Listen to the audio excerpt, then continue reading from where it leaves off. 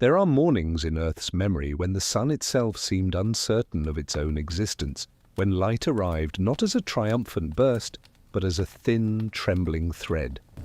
This is one of those mornings. It begins with silence.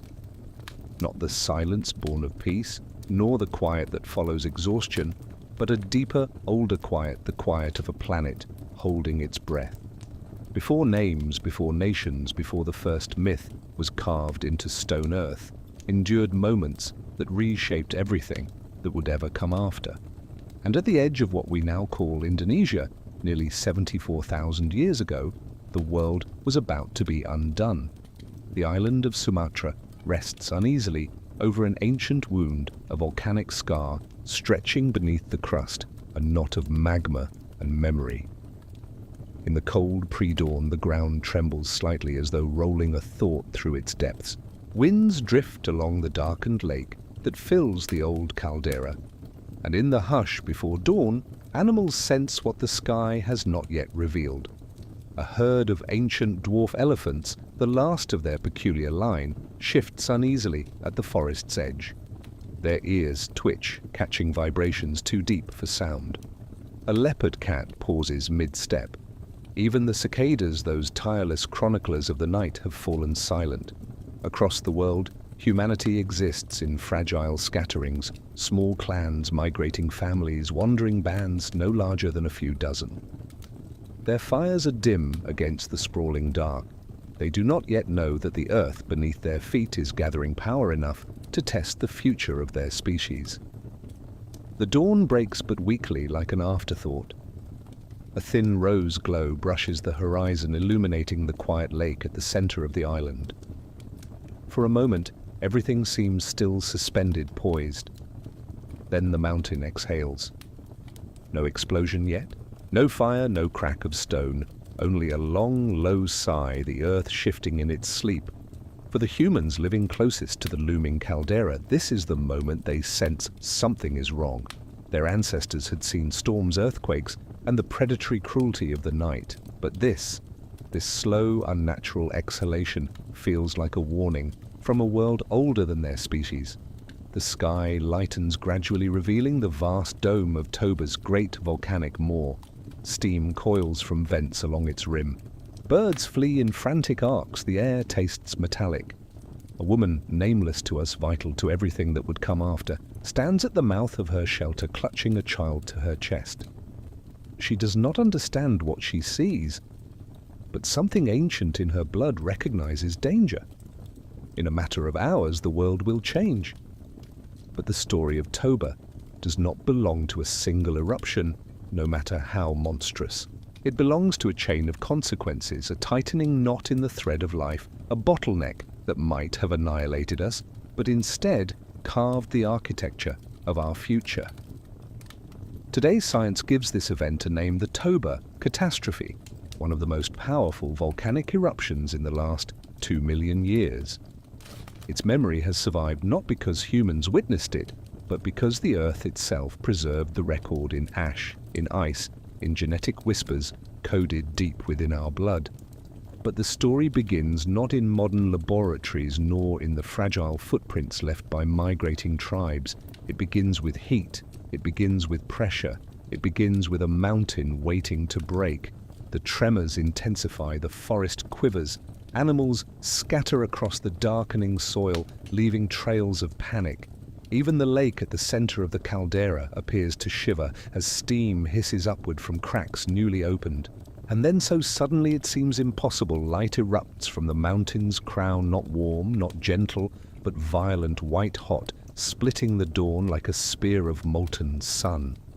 The world roars, a column of fire and ash launches into the heavens, rising faster than any storm could ascend. In mere seconds it punches through the troposphere, then the stratosphere, climbing until it breaches the very edge of the sky. Stones the size of fists rise with it, carried by a plume, hotter than any furnace humanity would ever build.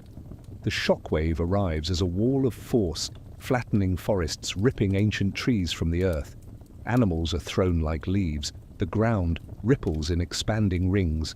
Humans fall to their knees, unable to hear their own screams over the thunder that has swallowed the world. The mountain, once solid and whole, splits apart with a sound that could have been mistaken for the cracking of the planet's spine. But this is only the beginning. The plume expands, blooming like an infernal flower. Lightning forks through it. Ash spirals into the troposphere, then enters the atmospheric engines that circle the globe. Within hours, the sky above India darkens. Within days, Africa feels the shadow. By the end of a week, dusk has spread across continents. This moment, this eruption, this awful brilliance will become the spark of one of humanity's greatest genetic contractions, an event so severe that the future of Homo sapiens will narrow into a single corridor, forcing survival through odds unimaginably thin. But the world is not yet aware of its suffering. On the island itself, the blast is all-consuming. Pyroclastic flows race outward at speeds faster than any living creature can flee. Rivers boil, forests vanish. Ash blankets the land in waves meters deep. Across Southeast Asia, the sky becomes a canvas of darkness, its colors muted into a palette of smoke and blood. Far away in Africa, small bands of humans notice the change gradually. The sun dims day by day, its warmth weakened. Winds carry a strange pall of fine grey dust, too faint to choke, too persistent to ignore. Animals migrate away from dying vegetation. Water grows scarce. And still the human species teeters on the edge of a narrowing cliff. Modern science estimates that after Toba, the number of surviving humans capable of reproducing may have fallen to between 1,000 and 10,000, an almost unbearable fragility for a species so young. Genetic bottleneck, a sudden thinning of the human lineage like a thread nearly snapped. But science is not the narrator of this moment. Time is, and time remembers. Above the cooling volcanic crater, now an immense smoking wound, the ash plume continues to climb, spreading like a slow-moving tide into the planetary sky. Days become indistinguishable from nights. The boundary between hours dissolves. The woman with the child survives the first shockwave only by distance and luck. But survival is not enough. The world her child will inherit is already collapsing. Food grows scarce, plants wither beneath choking skies, and nights become colder than memory can explain. Across Africa, across Eurasia, across the archipelagos of the ancient world, the same quiet dread grows. Small tribes move constantly, searching for warmth, for edible roots, for anything alive. Fires are tended like precious miracles. Infants cry less not from contentment but from weakness. Yet the human story is not one of inevitable extinction. It is one of improbable endurance. Thousands perish, entire clans vanish without trace, but scattered across continents, a few pockets of humanity endure their fates, unknowingly bound together by genetics and chance. One group clings to a fertile river valley, another shelters in coastal caves rich with shellfish. A third travels with herds across plains where ashfall is thin and survivable. These groups do not know each other. They will never meet. They speak different sounds, live under different skies, follow different hunts. But from them, from these few survivors, the future will be born. Every human alive today may carry the quiet echo of those remaining thousands. Every heartbeat may be the faint aftershock of Toba's roar. But this connection, fragile yet profound, will not be understood for tens of thousands of years. Not until scientists armed with tools more precise than any spear or blade begin to unravel the genetic threads that tie us together. The story shifts now, the camera dissolving from the ancient ash-choked world to the sterile calm of a modern laboratory. Here, light glows cold and artificial. Machines hum softly. A white-coated geneticist studies a sequence of base pairs glowing on a screen, a pattern repeated across samples from populations across the globe. A bottleneck signature, a sudden contraction, a moment where variation nearly collapsed into silence. In her mind, she stands inside the shadow of Toba, hearing echoes of a catastrophe that nearly erased her entire lineage. This is the temporal bridge, a reminder that the humans huddled around ancient fires are not strangers. They are family, separated by a vast ocean of time but bound by blood. Their fears shaped our intelligence, their endurance shaped our resilience, their survival shaped our existence. Back in the deep past, ash slowly settles onto the earth in a vine-grey snowfall that lasts for years. It collects on branches, dims the oceans, covers the savannas of Africa with a blanket of dust so thick that vegetation struggles to breathe. Animals die, predators starve, the climate reels, sunlight weakens, temperatures drop. An atmosphere once alive with blue and gold dims into a world of muted silver and endless twilight. And yet, across a windswept plain, a small group of humans moves through the haze, their breath forming faint white clouds. Around them lie signs of hardship, carcasses of antelopes, brittle shrubs, a sky that feels too heavy. But they press on, guided by instinct and the faint promise of a distant water source.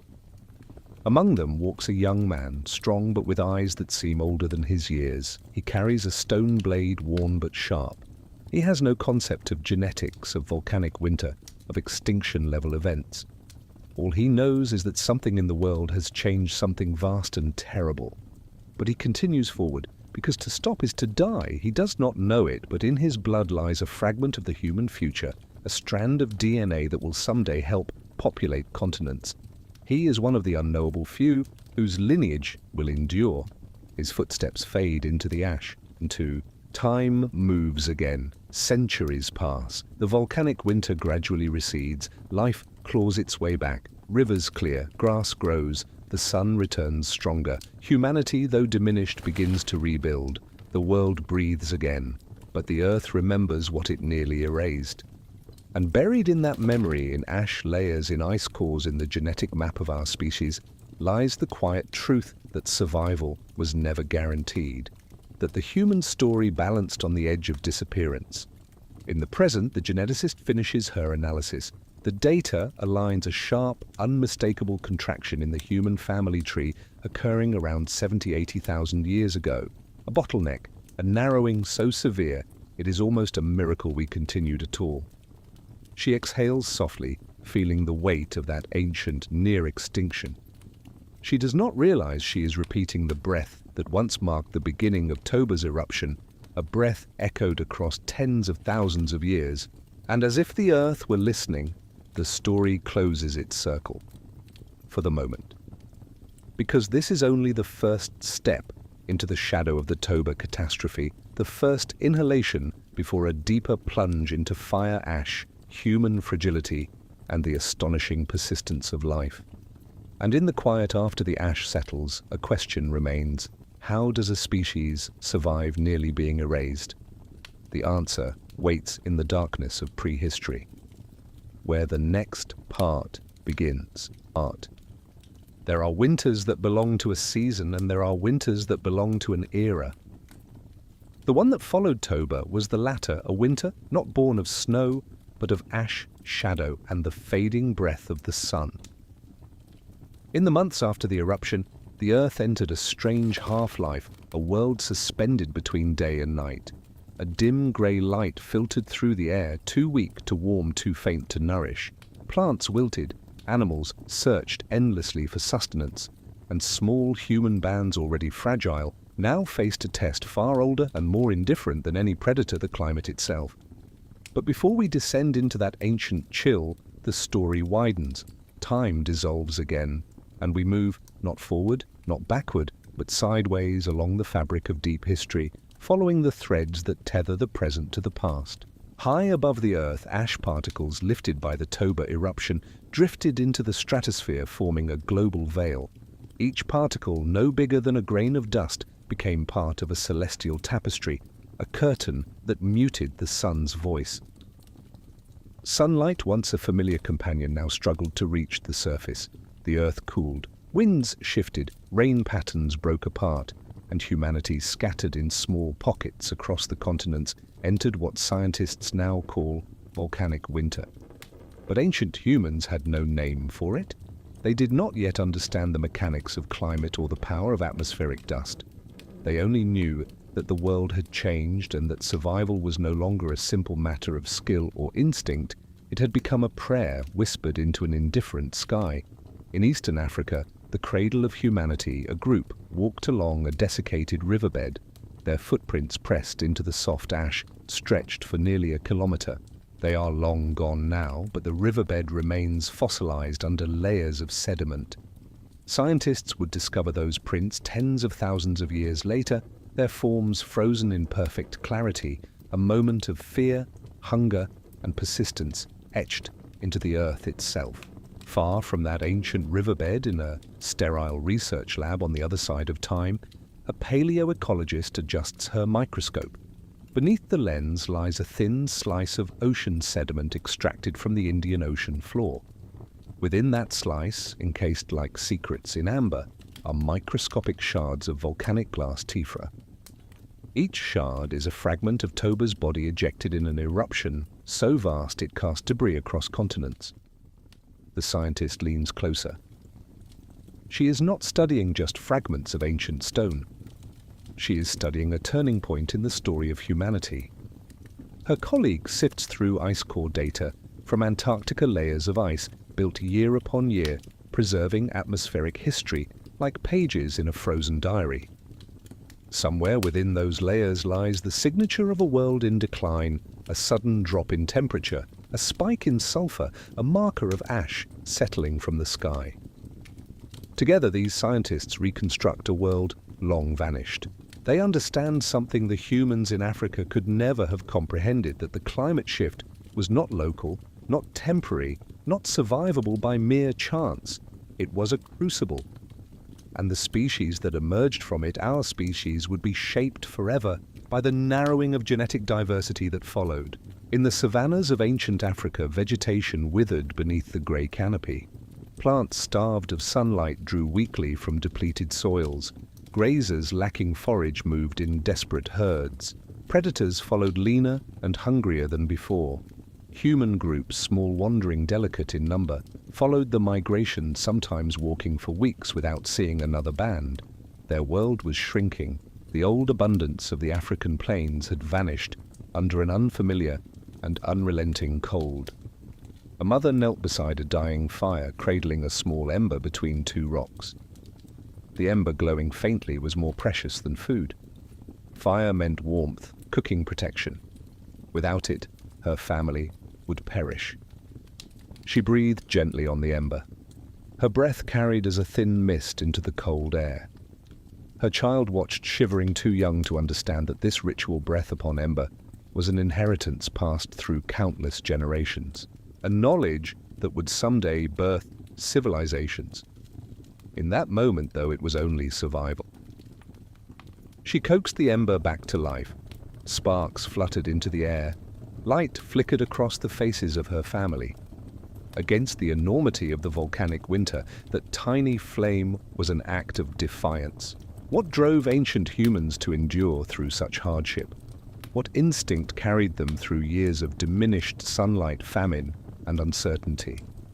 Modern anthropology offers a quiet answer: cooperation. Unlike many species, humans do not endure alone. We share, we teach, we protect. We hold knowledge in common memory. This was not merely cultural, it was biological. Inside the genome, geneticists identify markers that likely intensified during the bottleneck traits tied to social bonding, empathy, collaboration, the ability to read emotional cues in the face. These were not luxuries, they were survival strategies. The volcanic winter did not simply thin the population, it pressed humanity into closer unity. It favored those who could work together, who could care for the sick, who could nurture the young and protect the vulnerable.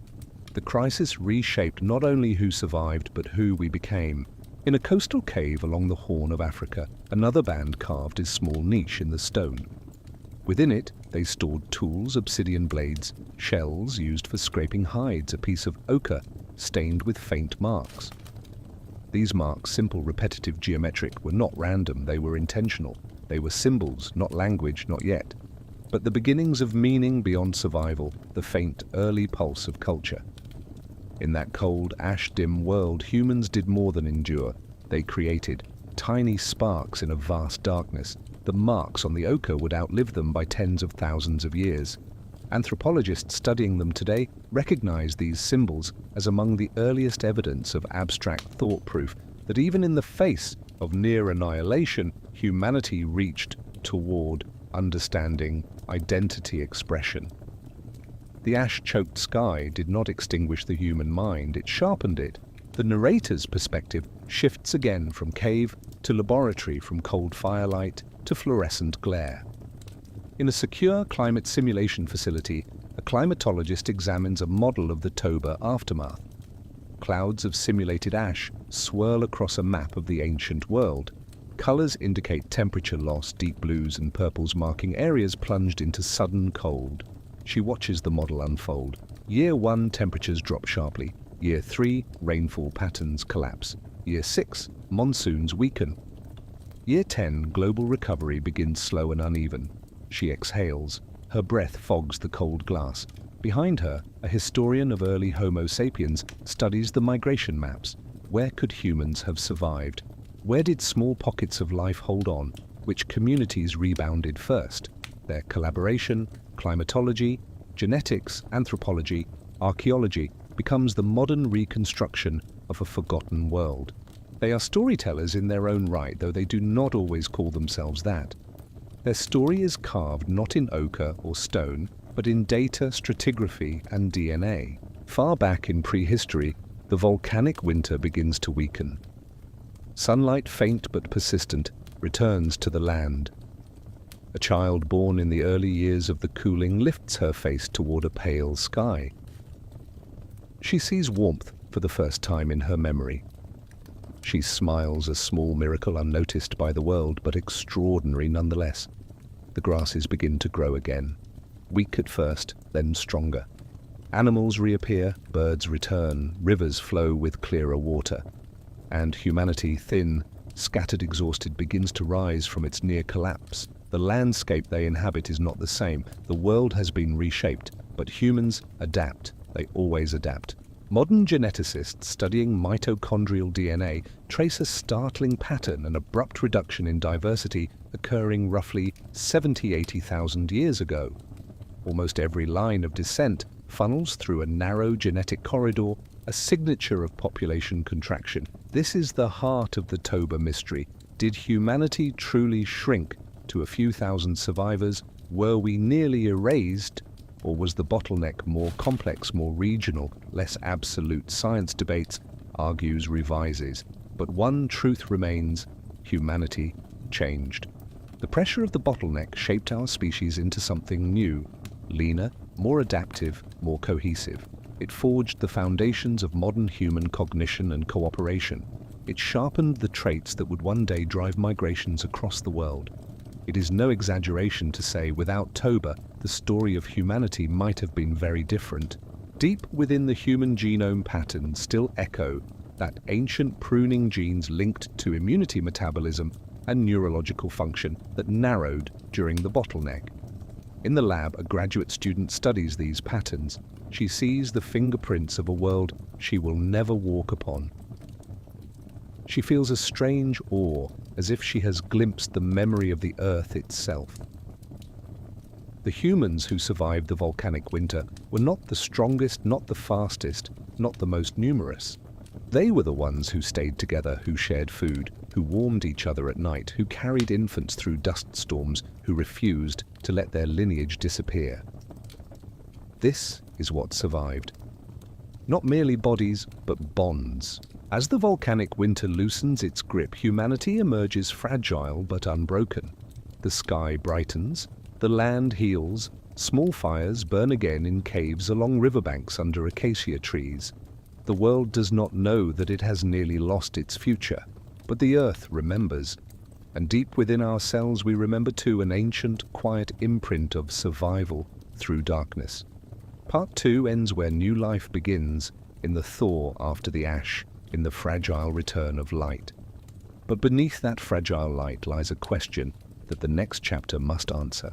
How do a few thousand survivors grow into a species that will one day span the world? The answer lies in the migrations, innovations, risks and transformations that follow the long road from survival to expansion. And the story continues. story continues. Dawn returns slowly to a recovering Earth.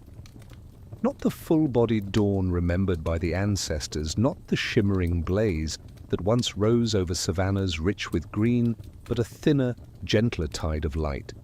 A pale gold that struggles through the thinning haze, illuminating a world reborn from the wreckage of fire and cold. 74,000 years ago, this fragile dawn opened the third chapter of humanity's survival, the rebuilding of the world. It was not a single event, not a sudden warming, not a triumphant return of life. It was a gradual awakening, a world stirring from a long, troubled sleep. The volcanic winter had not ended all at once. The ash still hung in the atmosphere, but thinning. The climate, though still cooler than before, began to loosen its grip. Rain patterns slowly returned, rivers thawed, grasslands crept back along the scars carved into the earth. And humanity, sparse-hungry, scattered in isolated pockets, began to breathe again.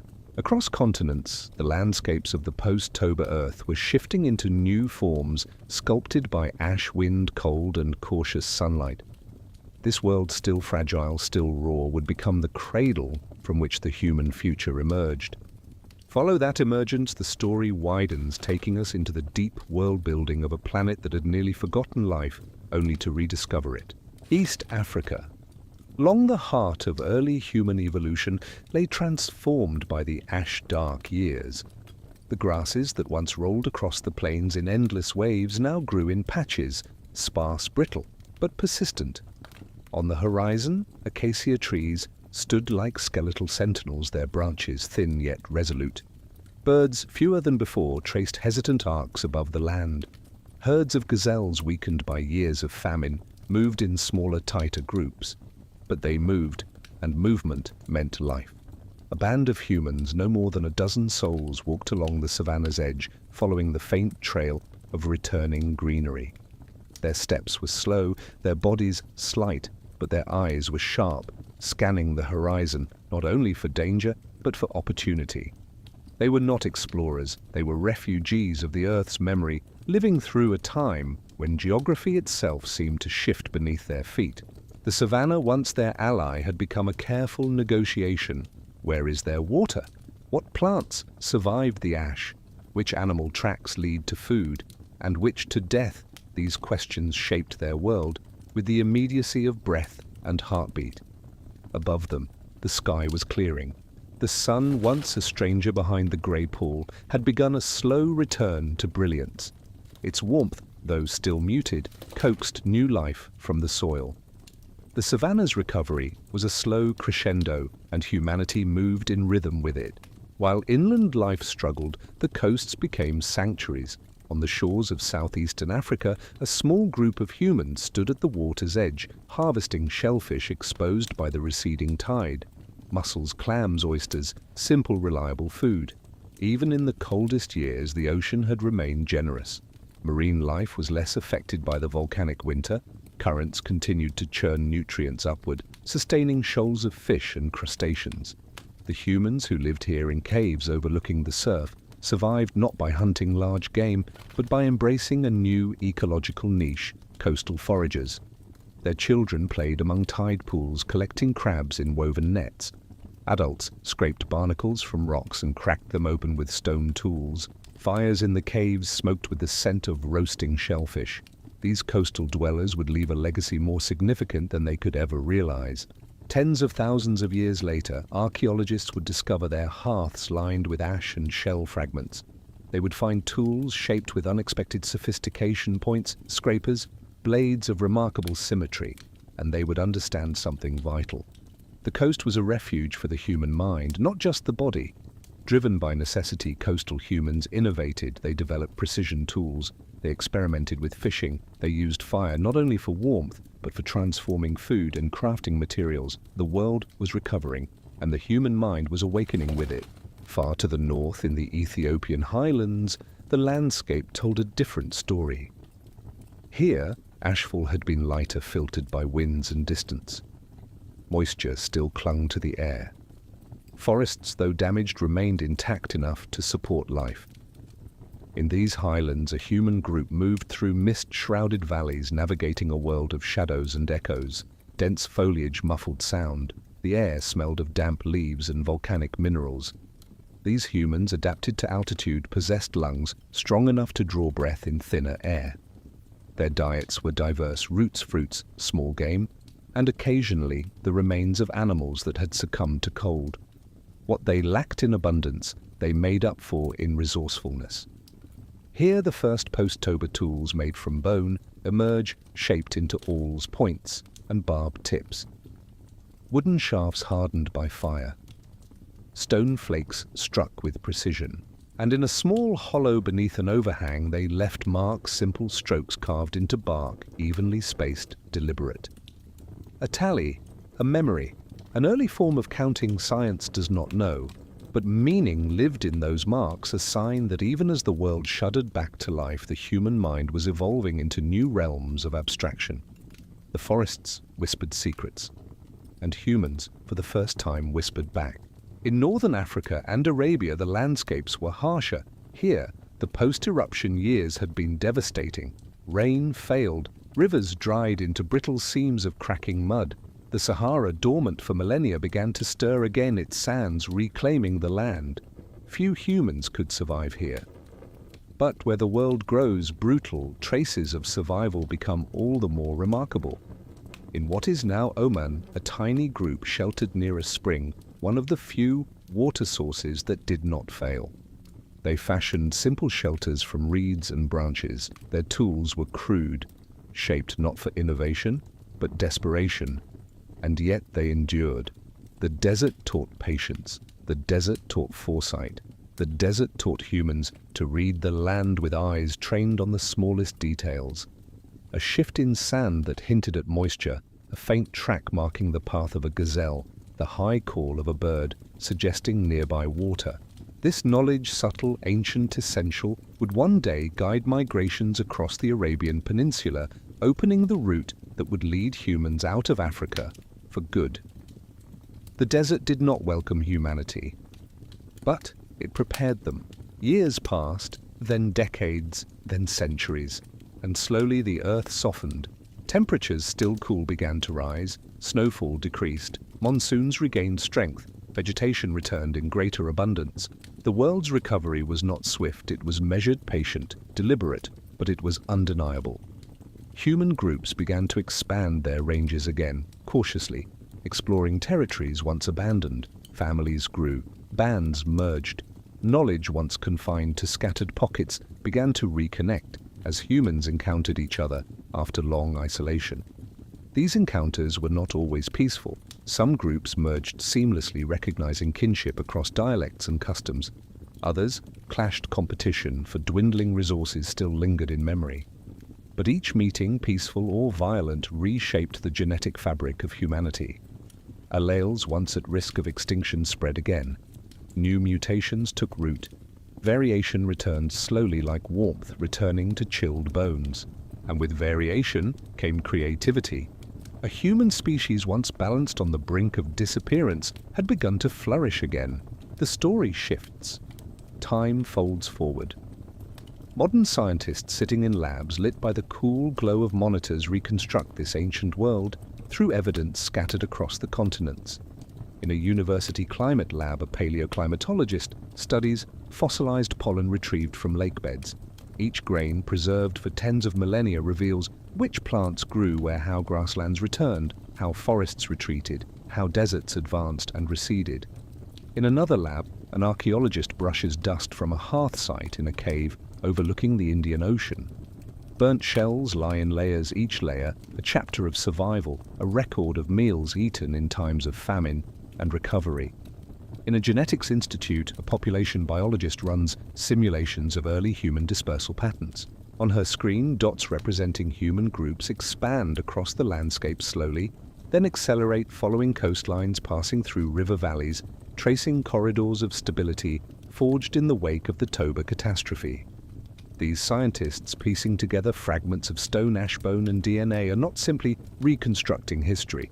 They are witnessing the rebirth of the world, and they understand a truth the ancient humans never could. The bottleneck was not merely a destruction, it was a transformation, a recalibration of the human species, a convergence of evolutionary pressures, a reorganization of environments and genetics that set the stage for everything that would follow migration out of Africa, the rise of culture, the birth of language, the spark of imagination. Without Toba, humanity would still exist. But we, the humans who read, speak, build, dream, might not. Back in the deep past, light finally returned in full. One morning, after generations of weak grey sunrises, a true dawn broke across the savannah, bright, warm, unfiltered. A woman standing on a ridge overlooking the plains shielded her eyes and let the warmth soak into her skin. Her child reached toward the light, giggling softly, the first laughter in days. The sky, cleansed at last, glowed with the deep, pure blue of renewal. Grass swayed, birds soared, animals grazed with renewed vigor, and humanity, no longer merely surviving, began to live again. For the first time since the eruption, hope became part of the world. Not a concept, not a story. A feeling alive in the chest, carried on warm air, whispered into the rhythms of daily life. A world that had nearly died was breathing again. This period, the centuries after the volcanic winter, formed the foundation of everything that was to come. It was a world still fragile but stabilizing, still wounded but healing, still dangerous but full of promise. Human innovation accelerated. More refined stone tools appeared. Use of pigments became widespread. Anatomically modern humans developed increasingly complex forms of communication. Social structures deepened with multifamily groups cooperating more consistently. Long-range planning became more common strategies for seasonal migration, food storage, and resource management. The world was readying humanity for its greatest leap, the journey beyond Africa. But before that journey could begin, one more question had to be answered. One that would shape the destiny of every human alive today.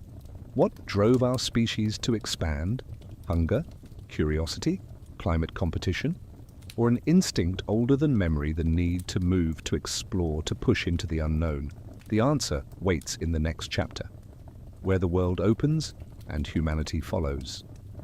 Before humanity walked across continents, before it touched deserts, crossed mountains, and sailed unknown coasts, there was a moment, a single turning of the earth, when something changed inside us. A shift, a spark, a quiet uncoiling of possibility.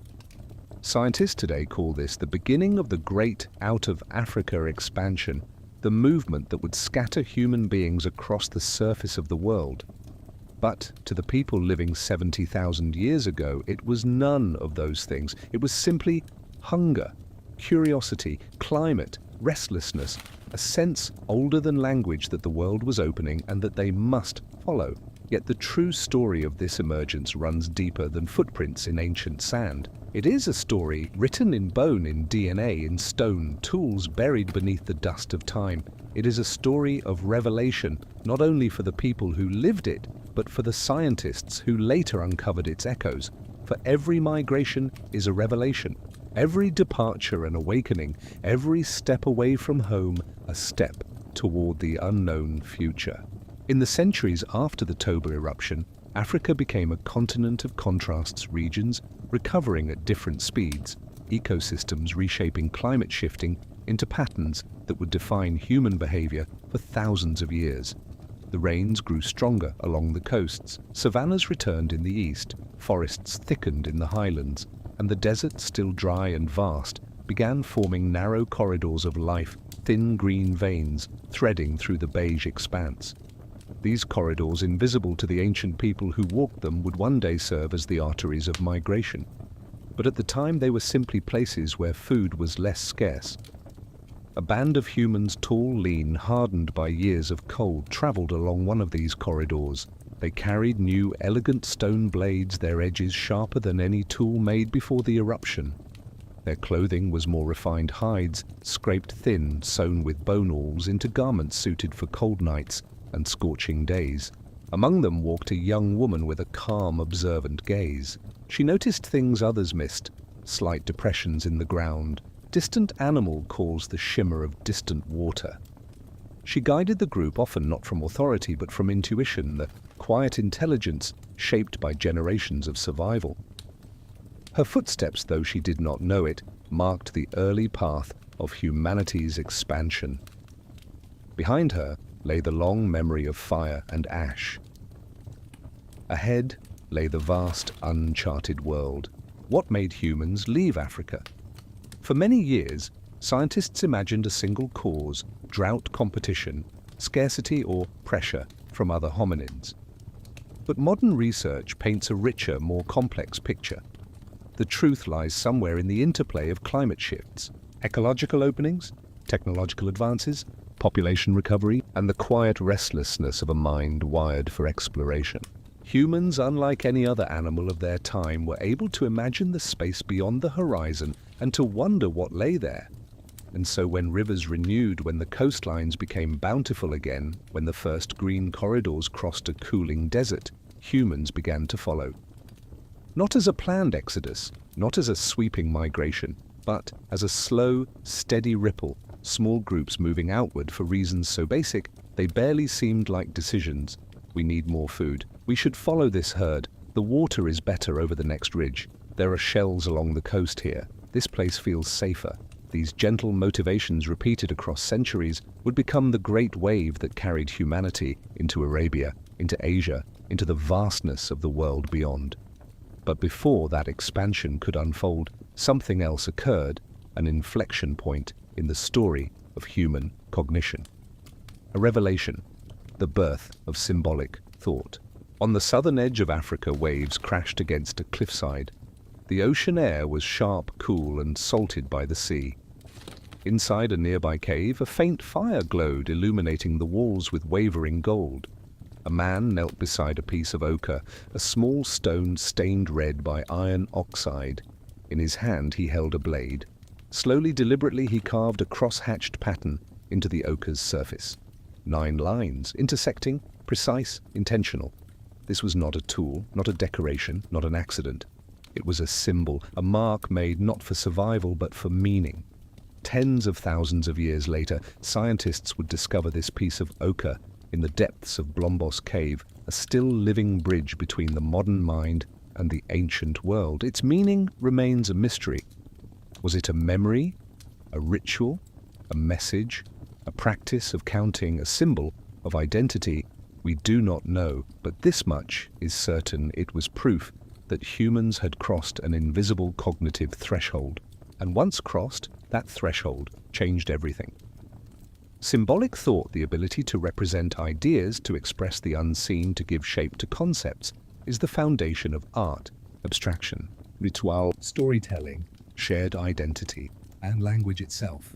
The volcanic winter had not extinguished the human mind. It had distilled it. And now, in the world after ash, that mind was ready to expand. Modern researchers once believed a single wave of humans left Africa around 70,000 years ago. But new archaeological discoveries tell a different story, one more complex, more human, more fragmented and hopeful. Small groups likely left at different times through different routes. When the African climate stabilized, the Nile swelled with life again. Humans followed the river north, crossed through Sinai into the Levant, and encountered landscapes rich with game. Some thrived, others perished. Their traces are found today in caves in Israel and Jordan, tools, bones, hearths. These were not the people who would populate the world. They were early pathfinders, scouts of human destiny. Farther south, where Africa nearly touches Arabia, the Red Sea narrowed into a choke point. During periods of low sea level, it shrank to a crossing only a few kilometers wide. Here, humans made another attempt. They walked along the Horn of Africa, reached the water's edge, and using rafts or swimming or moving during exceptionally low tides, crossed into Arabia. These were the humans whose descendants would spread into India, Southeast Asia, and beyond the ancestors of billions alive today. Once in Arabia, humans followed coastlines rich with fish, shellfish, birds, and mangroves, moving steadily eastward. The world did not yet know it was being inherited, but it was. As humans stepped into the Levant and beyond the world, grew more crowded. On a cold morning, in what is now northern Israel, a small group of modern humans approached a valley where smoke rose from a distant cave. They moved quietly, cautiously. They did not know the inhabitants. They had never seen them. They were not prepared for the shape that emerged into the grey light, broad shoulders, a thick chest, a powerful brow ridge, eyes deep set, glinting with intelligence, a Neanderthal. The meeting of these two human species was not a moment, not a battle, but a series of encounters over thousands of years, sometimes peaceful, sometimes violent, sometimes intimate. Modern science, through genomic evidence, reveals that there was interbreeding, quiet exchanges of life and lineage. Most non-Africans alive today carry between 1–2% Neanderthal DNA, whispers of ancient encounters in cold, forgotten landscapes. These meetings were not simply collisions of species. They were revelations. For the first time, modern humans understood that they were not alone in the world, that other beings, similar yet profoundly different, walked the earth. This realization forced humanity to redefine itself. And in that redefinition, something changed forever. As climate improved, human movement accelerated into Arabia, across Persia, down the coasts of India, through the lush forests of Southeast Asia, over land bridges connecting continents long lost beneath the sea. Every landscape became a teacher. The Arabian deserts taught resilience. The Indian monsoons taught timing. The Southeast Asian jungles taught caution and adaptability. The river valleys of the Indus taught abundance and commune. In every place, humans adjusted not only physically but socially. Group sizes increased. Food sharing became more complex. Tool-making advanced rapidly. Long-distance planning emerged as a normal part of life. For the first time, humanity was not simply reacting to the world, it was shaping it. The story shifts again from ancient landscapes to a quiet room lit by the glow of a single monitor. A population geneticist sits before a map. Lines trace outward from Africa, into Arabia, into Asia, toward Australia, and beyond. Each line corresponds to a lineage. Each lineage corresponds to a mutation. Each mutation corresponds to a life lived long ago. The scientist scrolls through mitochondrial haplogroups, M, N, L3, the great markers of humanity's expansion. She pauses, tracing the origin point. It lies in East Africa, the cradle of recovery, the source of all modern humans outside the continent. She leans back, eyes reflecting data older than civilization itself. In that moment, she realizes migration was not merely movement, it was transformation. The human species, once reduced to a few thousand survivors, was now weaving itself across the earth, like a thread of fire, carving new paths, carrying culture and consciousness into the unknown. She feels awe, a quiet, profound awe, not for the data, but for the people whose footsteps created it. As humans moved outward, something else moved with them: imagination. Not the symbolic thought of ochre marks or carved bone alone, but a wider horizon of awareness, a sense of time, place, identity, and purpose. Around campfires burning in the darkness of ancient nights, humans began to tell stories, simple, rhythmic, patterned stories that made sense of the vast world they were walking into. These were not stories of gods or nations yet, not myths or epics, not history. They were stories of remembering. We saw smoke in the north. We followed the river until we found animals. The sea is dangerous. The land beyond is fertile. There are others there. They look like us, but not quite. These stories were maps, and maps were power. For the first time, information traveled farther than individuals. Knowledge became a communal inheritance. Experience became something that could be shared, repeated, improved. Humanity was inventing culture, and culture would become the engine of its destiny. By the end of this era, one truth had emerged, a revelation that shaped the entire arc of human evolution. Movement is not a reaction. It is a drive, a biological imperative, a human signature. We are a species shaped by journeys, by seeking new horizons, by learning from landscapes, by walking into the unknown.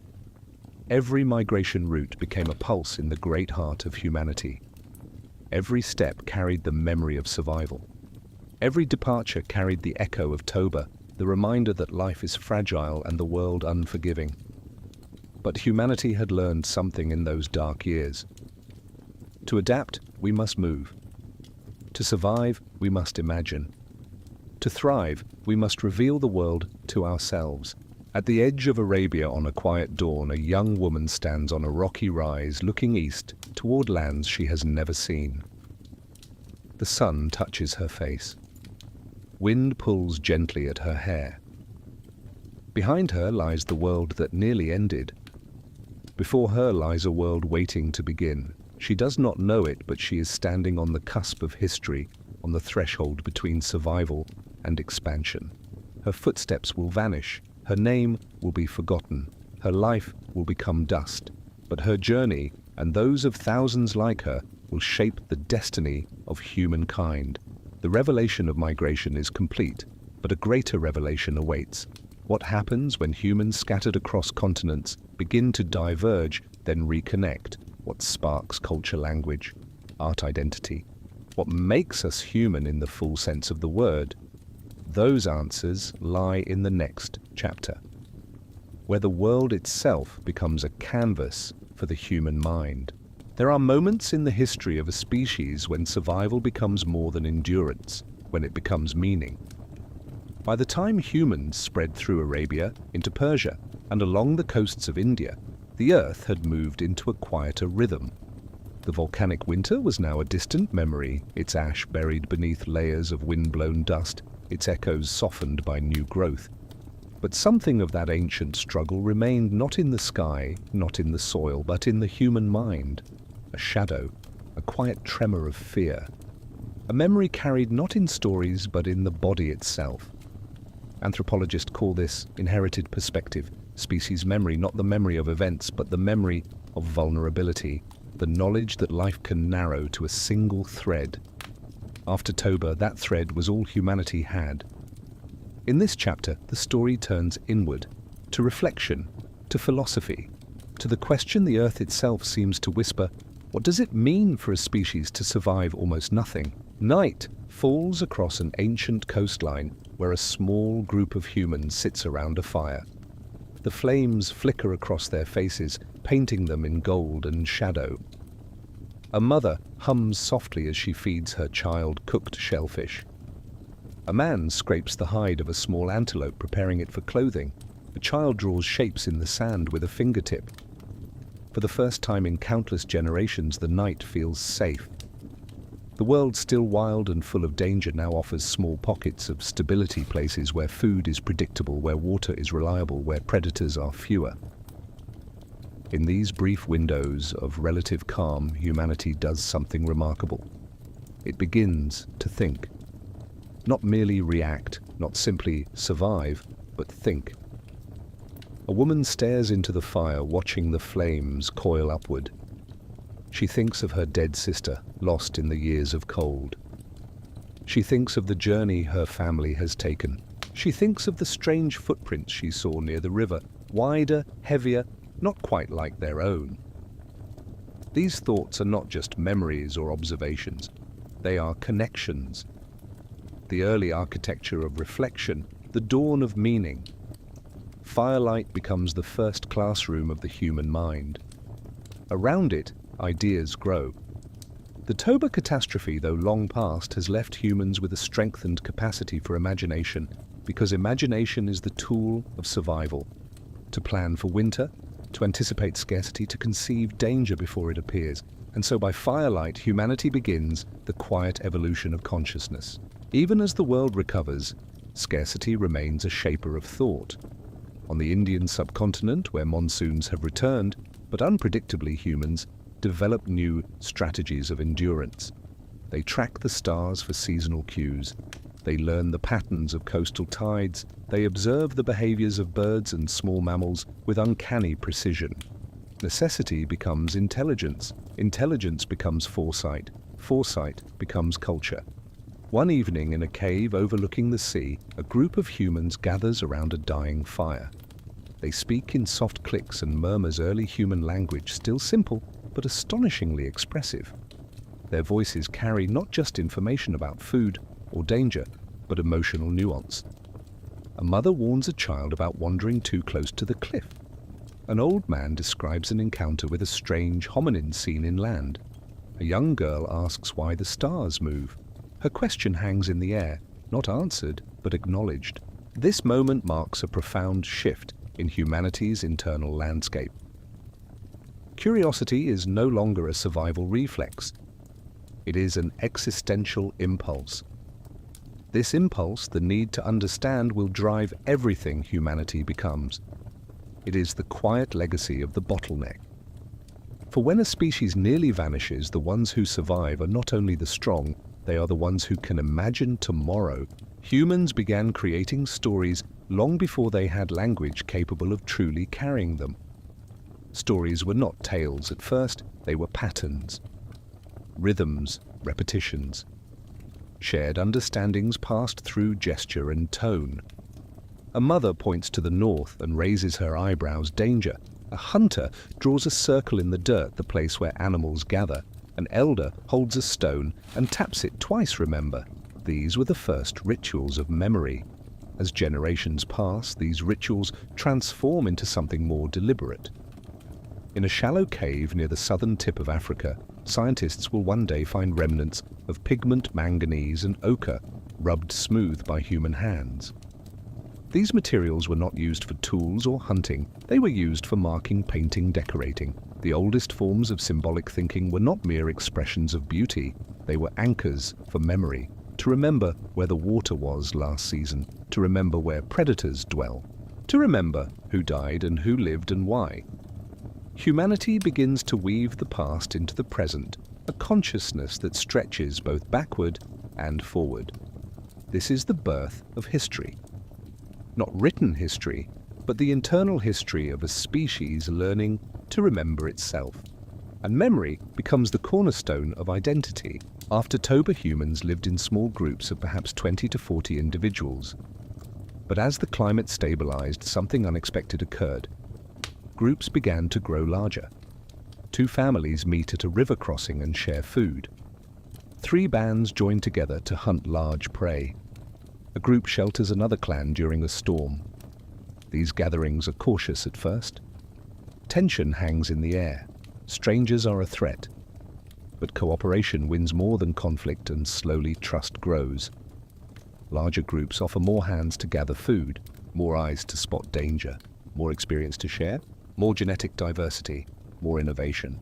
And with larger groups comes the emergence of social structure. Not hierarchy, not dominance, not yet. Something earlier, softer, more profound roles. The elder who remembers migration routes, the young tracker who sees patterns others miss, the skilled toolmaker whose hands know the stone's secrets, the mother whose intuition guides the group's safety, the child whose curiosity leads to accidental discoveries. These roles are not assigned, they are recognized. Humanity begins to understand itself not as individuals struggling alone, but as a collective intelligence, a shared mind, distributed across many bodies. This social cohesion, hardened in the crucible of near extinction, is humanity's greatest evolutionary advantage. Not strength, not speed, not claws or fangs, but each other. In a small shelter nestled between 2 boulders, an elder sits beside a dying friend. The friend's breathing is shallow. His eyes flutter. The elder touches his forehead gently. She knows what is happening. Death has visited before. She hums a low, steady sound, not a song, not a prayer, but a comfort. When the breathing stops, she continues humming. Later, the group gathers stones and covers the body, not to hide it, not to dispose of it, but to protect it. This protection of the dead, found in archaeological sites across Africa, marks the first true evidence of self-awareness. Humans had begun to understand the finality of life and to mourn it. The grief of early humans was not simple emotion. It was philosophy, a recognition of the fragility of existence. Perhaps the memory of Toba made death feel larger, less like an accident, and more like a presence that must be acknowledged. And from this acknowledgement grew the first seeds of culture, respect for the dead. Continuity of the group. The idea that life has worth beyond the moment. The understanding that time stretches forward and backward. Reflection becomes the soul of humanity. The story shifts to the present. In a quiet research library, an evolutionary psychologist studies patterns of human grief across cultures. She notes something astonishing. Grief is universal. All cultures mourn, all cultures honor the dead, all cultures ritualize loss.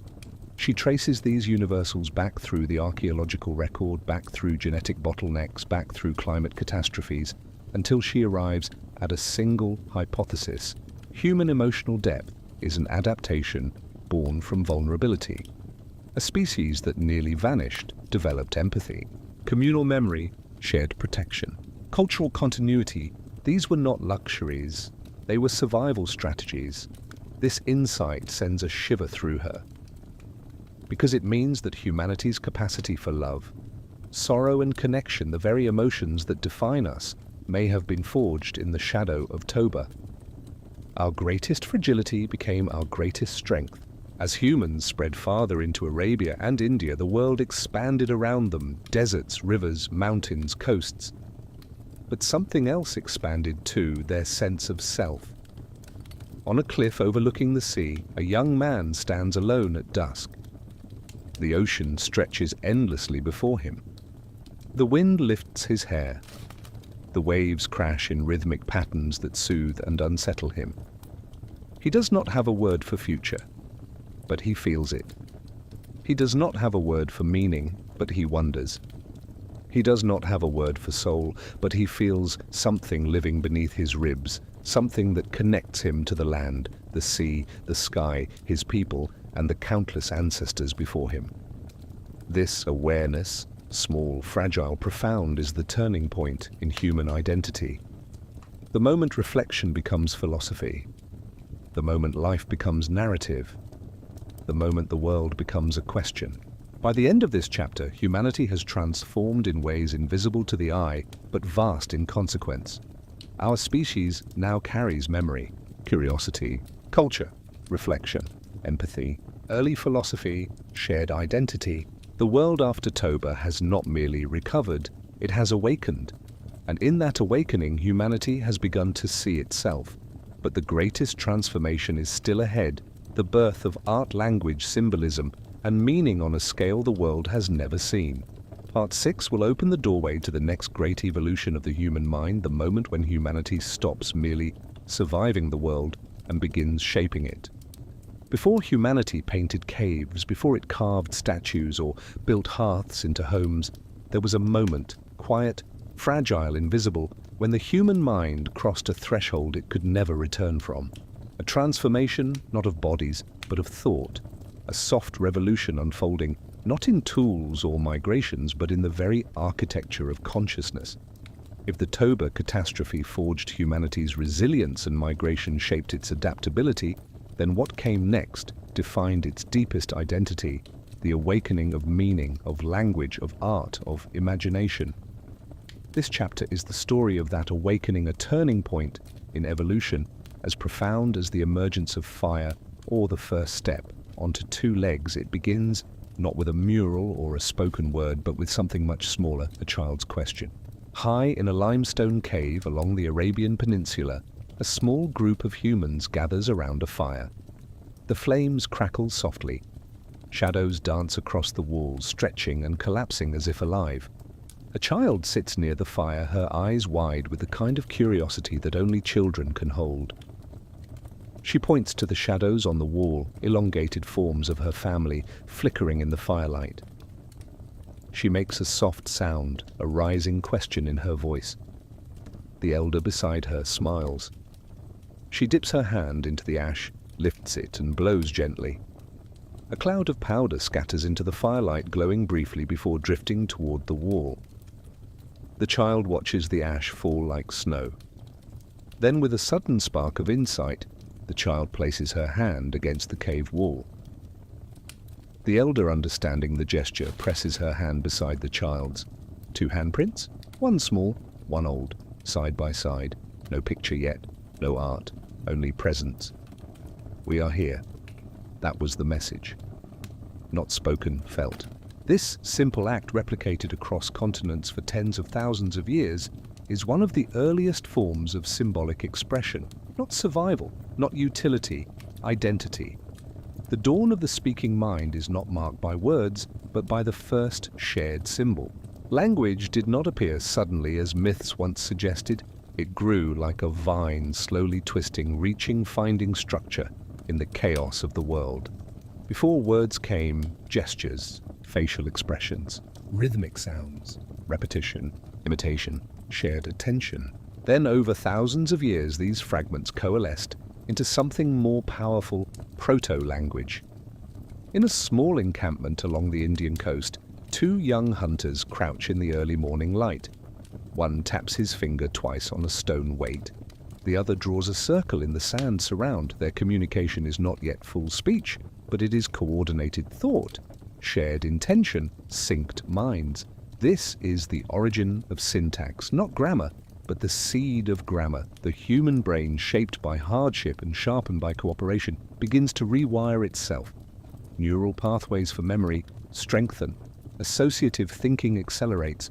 Auditory processing becomes more refined. The prefrontal cortex grows more interconnected. And slowly, impossibly beautifully, sounds become signs. Signs become patterns. Patterns become thoughts. Thoughts become speech. Not full sentences, not stories, not poetry, not yet, but the scaffolding is rising. The species that survived extinction is becoming a species that can think in recursion, layering idea upon idea, concept upon concept. This cognitive leap is the true transformation. It is the birth of the modern human mind. Thousands of kilometers to the east, in what will one day be Indonesia, a young man stands beneath limestone overhangs streaked with mineral veins. The air is heavy, humid, filled with the sounds of birds and distant waves. He holds in his hand a piece of soft red ochre. He rubs it between his fingers. The pigment stains his skin. On the cave wall before him are the faint outlines of animal forms, wild cattle boars, primitive deer. These creatures, vital to survival, have begun to inhabit the imagination as well. He presses his hand to the wall. Then he blows pigment around it. A halo of red dust outlines his fingers. Hand. Wall. Meaning. But he is not finished. He steps back, studying the empty stone like an untouched canvas.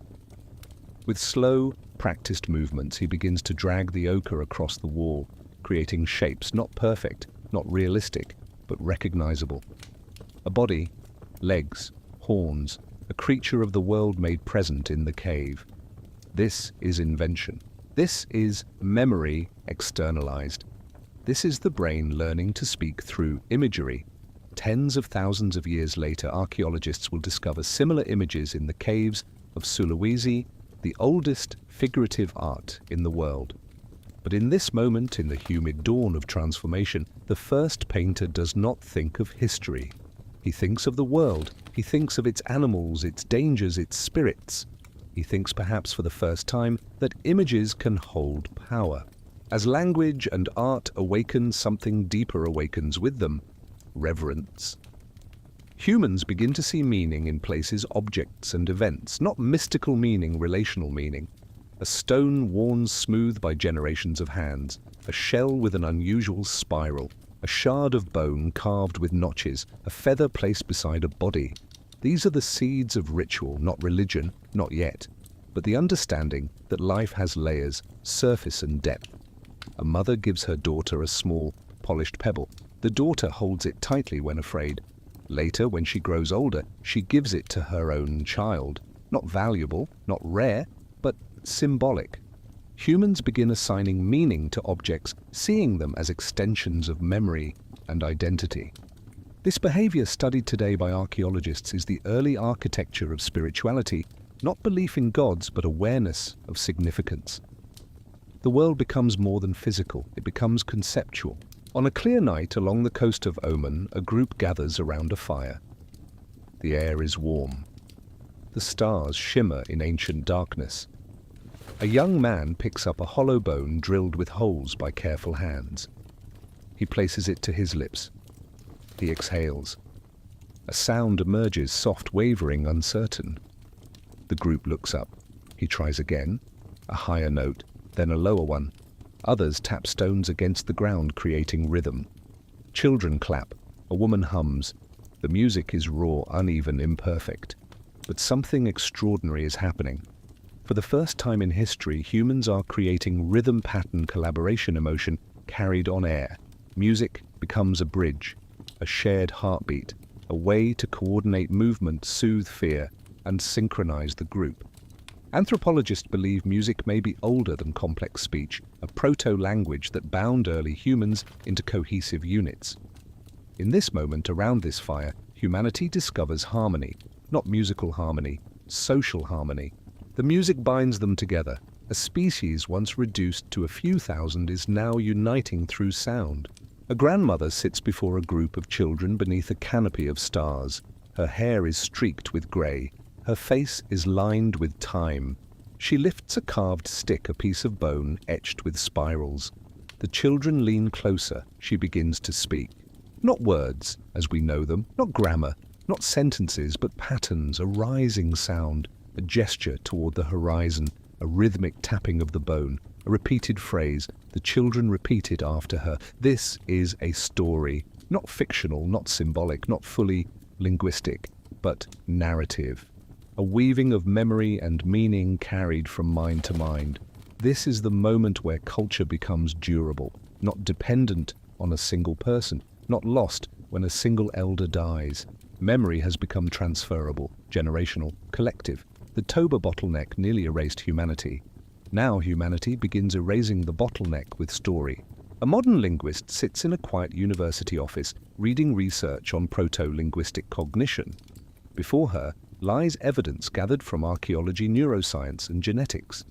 She traces the timeline, the bottleneck, the dispersal, the rise of symbolic thinking, the appearance of art, the earliest funerary rituals, the first musical instruments, the beginnings of structured communication. She realizes something profound. Humanity did not simply survive Toba. Humanity became human because of Toba. The catastrophe compressed the population. Compression intensified social dependency. Dependency amplified empathy and cooperation. Cooperation accelerated communication. Communication enabled symbolism. Symbolism enabled art, identity, and culture. The transformation of the human mind was not a slow drift. It was a rapid flowering in the shadow of crisis, a phoenix evolving in the ashes of volcanic winter. She sits back, breathes slowly, and feels awe, a quiet, reverent awe for the species that endured fire, cold, famine, and loss, only to respond with imagination.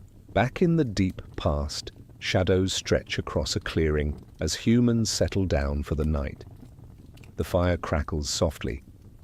A baby falls asleep against her mother's chest.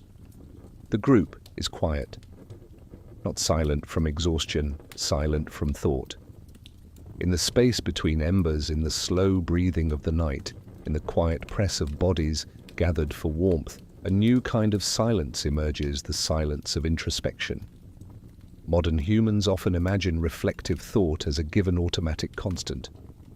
But there was a time before reflection. And now in this small clearing, reflection stirs. A young man gazes into the fire and wonders, where do the animals go when they vanish? Why does the sea rise and fall? What is this feeling in my chest when the group sings, why do some dreams return again and again? These questions have no answers, but asking them is the transformation. By the end of this era, the human mind has crossed an invisible boundary. It now possesses recursive thought, complex planning, symbolic representation, early language, ritual behavior, music, art, curiosity, grief, identity, memory. This is Homo sapiens in its full cognitive birth, the species as we know it today, alive not just in body but in imagination. The world around them has not changed dramatically, but they have, and that internal change will reshape everything. As dawn breaks over a newly awakened world, a group of humans begins to walk inland, their footsteps soft in the morning sand. They carry tools, memories, songs, pigments, stories, and hopes that did not exist 1,000 generations earlier.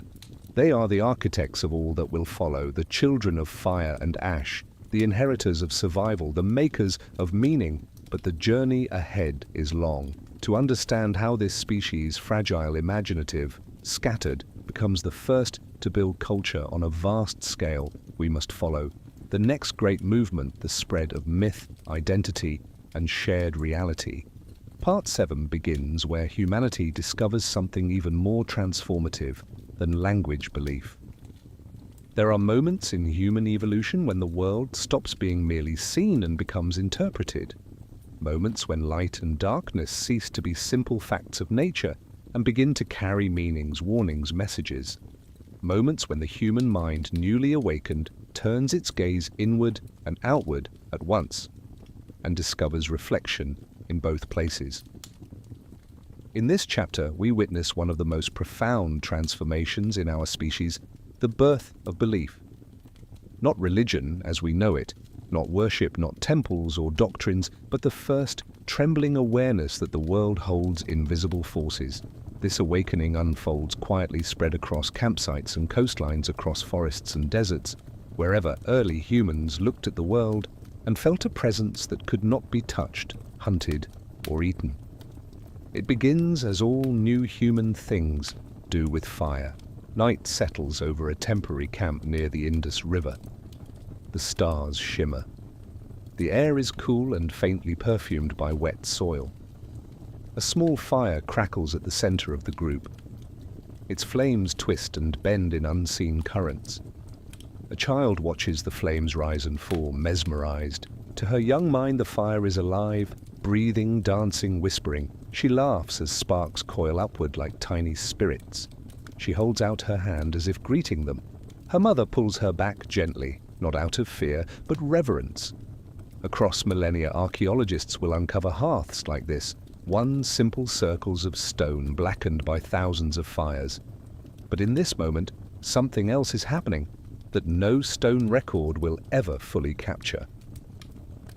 A mind is giving meaning to movement. The fire flickers. The shadows shift. The child sees a shape, a large animal, a guardian, a spirit. She gasps. She points. Others lean closer, seeing nothing at first. But then, in the deep shadows along the rock wall, they begin to see something, not a literal creature, but the suggestion of one. Not real, but real enough.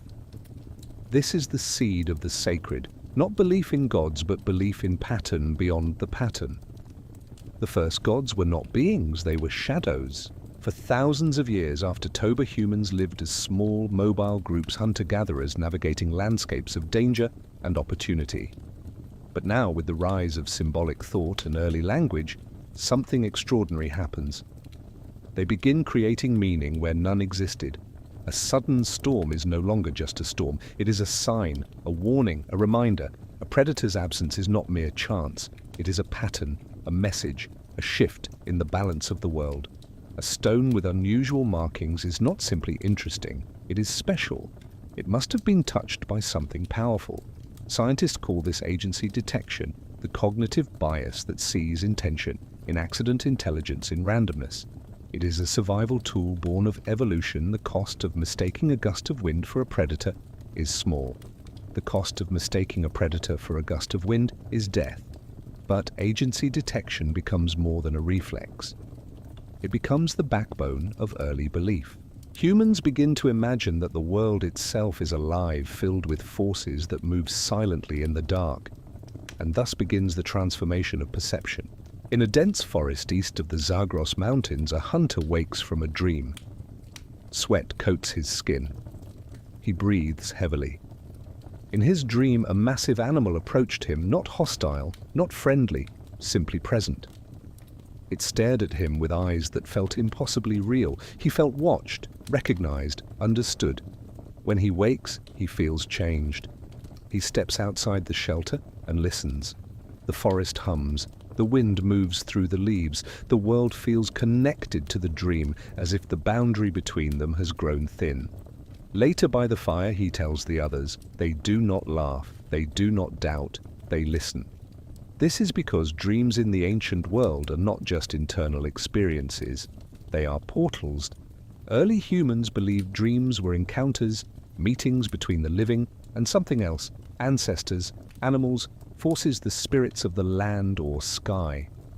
Dreams were guidance warnings, messages, visions. Modern neuroscience proposes that dreams helped early humans process threats, rehearse survival, and strengthen memory. But for the humans themselves, dreams were revelations. The forest animal in the dream becomes a sign of tomorrow's hunt, a spirit guide, a symbol, a story, a myth in its earliest form. This is the dawn of cosmology long before stars or deities take shape. One day, far from any settlement, a woman dies during childbirth. Her kin gather around her, grieving silently. The father sits with the infant who still breathes, unaware that he has entered the world at the cost of another's life. The group chooses not to leave the woman's body exposed to scavengers. This is not practical. Moving a corpse is dangerous, time-consuming, and attracts predators. But they do it anyway. They dig a shallow grave with sticks and stone tools. They place the woman inside, they add flowers, wild lilies, they place stones carefully around her head. This is not simply burial, it is intention, it is meaning, it is the earliest known echo of ritual. Archaeologists in modern times have found similar graves from this era across the Middle East, India, and Africa, some with flowers, some with red ochre, some with tools placed beside the dead. These signs point to something profound. Humans had begun to imagine an unseen world, not necessarily an afterlife, but a continuation, a presence, a connection. Death was not the end, it was a doorway, and the living felt compelled to open that doorway with care. In a limestone cavern near Yemen, a group shelters from a storm. Thunder booms, rain roars, lightning flashes through the entrance, illuminating the walls in violent strokes of white. A child cries, an elder places her hand on the cave wall. Then she whispers a sound, low, resonant, rhythmic. She whispers again, and the cave replies. The sound rises, echoes, multiplies. The cave is speaking back. The group stares in awe.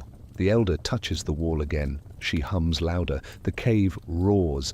The children gasp and cling to each other. This is not merely acoustic resonance. To the humans, this is the earth itself speaking. They begin to hum together, creating waves of sound that roll through the cavern, blending with thunder. Their fear dissolves into belonging. In the modern world, this cave is known to scientists for its extraordinary natural acoustics. But to the ancient humans who found it, the cavern was a living being, a place where the earth listened, answered, protected. This moment is the beginning of the most universal feature of human spirituality, sacred space. A place where the boundary between self and world dissolves. In the jungles of Southeast Asia, a young woman finds a stone with patterns carved not by humans, but by water and time. The swirls resemble eyes, the grooves resemble a mouth. She feels watched. She carries the stone with her. Over time, she carves small additions, enhancing the eyes, deepening the grooves. The stone becomes a presence, not a god, not a deity, but a companion, a force, a symbol of protection. Others in her group touch the stone before hunts. They whisper to it before storms. They keep it close when traveling. This object becomes a totem, an early spiritual icon, not yet worshipped, but respected.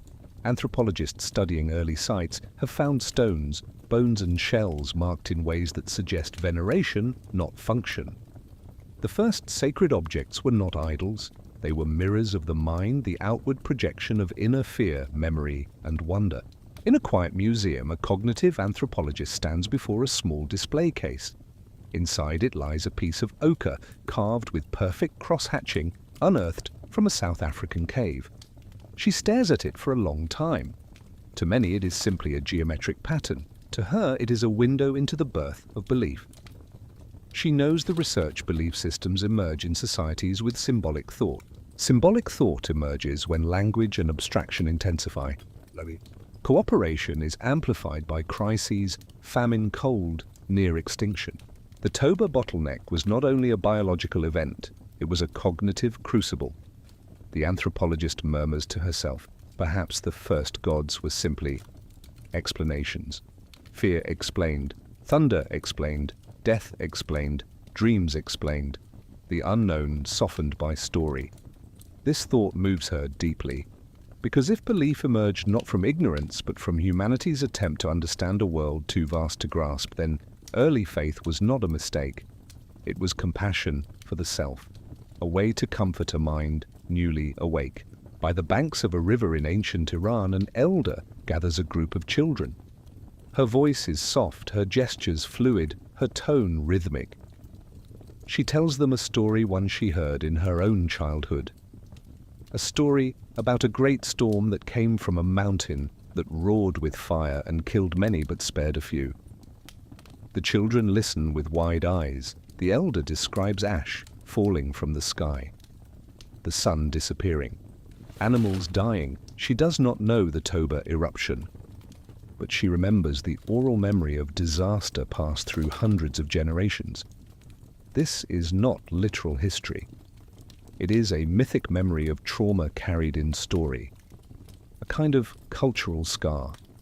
Scientists studying mythological patterns have noted that many ancient cultures contain stories of great darkness, endless night, or an angry mountain. These may be echoes, distorted but persistent, of volcanic winters and eruptions in deep prehistory. The children listening to the elder do not know this, but they feel the weight of the story, and they will repeat it when they grow old. A species that nearly vanished is now preserving its past through narrative not written, but spoken. Memory becomes myth. Myth becomes inheritance. Inheritance becomes identity. This chapter is called Echoes because the ancient world reflects the modern and the modern interprets the ancient. In a research lab, a neuroscientist analyzes brain scans of modern humans, asked to observe ambiguous stimuli, flickering shadows, faces in clouds, voices in noise. The scans reveal something extraordinary. Humans are wired to see more than what is there, to infer patterns, to assume intention, to fill voids with meaning. This is not illusion, it is adaptation. The same neural architecture that helped our ancestors interpret rustling grass as danger also allowed them to interpret firelight as spirit shadows, as guardians, dreams, as messages. This capacity for meaning-making is the cradle of spirituality, art, language, culture, and civilization. The scientist leans back in her chair, struck by a realization. Belief did not come from darkness. Belief came from consciousness. The moment humans began to reflect, they began to wonder. The moment they wondered, they began to interpret. The moment they interpreted, they began to believe. Belief is not primitive. Belief is human. Night falls on the ancient world. A campfire glows in a clearing. Children sleep, adults whisper, shadows stretch. The world is larger than survival now. It has layers, mystery, emotion, invisible threads connecting life and death, dream and wakefulness, fear and hope. Humanity, once pushed to the brink of extinction, now possesses a mind capable of seeing itself reflected in the world and the world reflected in itself. This is the birth of meaning, the birth of myth, the first faint heartbeat of belief. But the story does not end here, because the next chapter reveals how these early beliefs begin to shape societies, linking families into clans, clans into tribes, tribes into cultures. Part 8 explores a slower, softer era, the calm before the expansion of identity, the age of quiet rituals, stable territories, and the early architecture of culture. There are eras in human history when the world seems to pause not in stillness, but in a soft, steady rhythm. Eras when catastrophe is memory instead of presence, when survival is no longer desperate, when life is lived not in crisis, but in continuity. This chapter unfolds in one such era. Between the volcanic shadow of Toba and the great human expansions that would carve paths across continents, there was a time when humanity lived in relative calm, a time when groups grew slowly, when rituals deepened, when culture matured quietly like fruit ripening beneath leaves. This is the chapter of settling not as farmers or city builders, but as humans, learning to belong to place, to memory, to one another. It is the stillness before the next movement of the symphony of human history, a long quiet before the dawn. On a wide plain overlooking a winding river in southern Arabia, a group of humans sets up camp. Their shelters are made of branches, leaves, and hides stretched tightly over frames. Smoke rises from a central fire, drifting lazily into the early evening sky. They have been here before, and they will return again. This place, a gentle bend in the river where fish gather, where the banks are rich with edible roots, where trees offer shade, has become more than a stop on a migration route. It is a home place, not permanent, not owned, not defended with fences or boundaries, but known, remembered, returned to. This shift from merely traveling the land to forming attachments to particular landscapes marks a profound change in the human relationship with the world. A sense of place is emerging, a sense of belonging. When these humans leave for the season, they will carry with them memory of the river's taste, knowledge of where flint lies buried, stories of animals seen beneath the acacias, gratitude for safety found here, longing for return. These emotions, subtle and soft, are the seeds of human culture, because culture begins with memory tied to place. As populations slowly recover from the bottleneck, family groups grow larger. What was once a small band of 15 might now be a cluster of 30 or 40 individuals, parents, children, elders, siblings, in-laws by blood or union. These groups develop roles more nuanced than before. The elder, whose stories preserve migration routes. The tracker, whose knowledge of footprints is unmatched. The midwife, who understands herbs and healing. The craftsman, skilled in shaping stone and bone. The visionary child, whose imagination hints at new kinds of tools. But roles alone do not define the group. What defines them is kinship, the weaving of relationships into a network of obligation, affection, trust, and memory. Kinship becomes a soft law, a structure without rulers, a system without written rules. When a child loses her mother, another woman nurses her. When a man is injured, the group shares food so he can rest. When an elder begins to weaken, the young carry her pack. These acts are not charity, they are identity. Humans survive not because they are strong, but because they are together. And now, in this era of calm, togetherness deepens into meaning. Rituals do not always arise from catastrophe or mystery. Many begin simply from repetition, from actions repeated so often they become symbols of continuity. In a small clearing beneath fig trees, a woman prepares a daily meal. She gathers tubers, cracks shells, slices fish. Her movements are practiced and rhythmic. But today an elder notices something. The woman taps the stone 3 times before grinding the tuber root. Not loudly, not intentionally, just a habit. Tap, tap, tap. The elder smiles. She remembers doing the same gesture as a girl. Her mother did it too, her grandmother as well. No one knows why. Perhaps it was once a signal of safety. Perhaps it marked the start of a meal. Perhaps it meant nothing originally and gained meaning through repetition. But now the gesture feels important. In time, the children copy it deliberately. Tap, tap, tap before eating. Tap, tap, tap before cooking. Tap, tap, tap before gathering. This is ritual emerging out of the flow of daily life, the transformation of action into culture. Across generations, these small rituals accumulate like layers of sediment, a pattern of arranging stones before sleep, a rhythmic hum during toolmaking, a gesture of touching foreheads before a hunt, a whispered phrase spoken before crossing water, a braid tied into hair to mark adulthood. None are grand, none are religious as we understand the term, none are universal, but they are the foundation of human identity. Culture is born not in temples, but in habits. Humans of this era do not have borders. They have territories of memory. These are not lines drawn in dirt, but stories drawn in thought. This river is where our ancestors found fish. The ridge ahead holds flint if you dig at the base. In that cave we sheltered from the great storm. Under this tree a child was born during a winter of hunger. Territory becomes a map of emotional landmarks. To the ancient humans who lived here, the landscape is alive with meaning, not supernatural meaning yet, but cultural meaning. The land is no longer mere environment, it is identity. The earth is a memory keeper, and humans returning each season our memory rememberers. In this era of calm, humans begin to pass down not only practical information, but stories of place stories that explain why a group belongs to a specific valley, cave, or shoreline. These stories will evolve over tens of thousands of years into the first mythic geographies. But in this moment, they are simply the roots that hold a people together. For the first time since Toba, humans begin to understand the passage of seasons in a reliable way. They notice patterns. Fish appear in abundance after the rains.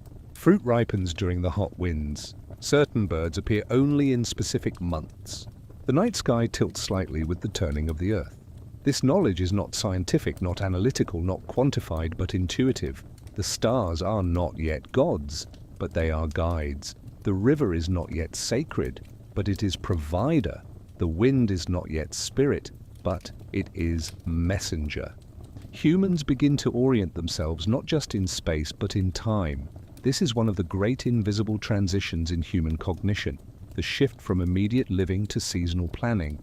Plan today for a future that hasn't happened yet. Such thinking requires imagination, memory, community, a sense of continuity. This is the architecture of culture in its purest form. In nearly every site from this era unearthed by archaeologists, one feature remains constant: the hearth. A simple circle of stones, blackened by smoke, worn by countless hands. Around it, tools, pigments, bones, beads, fibers, seeds, ashes of millions of meals. The hearth is not merely a place to cook. It is the center of the social world. Around the fire, humans do something no other species truly does. They talk, they imagine, they dream, they plan, they teach, they remember, they sing.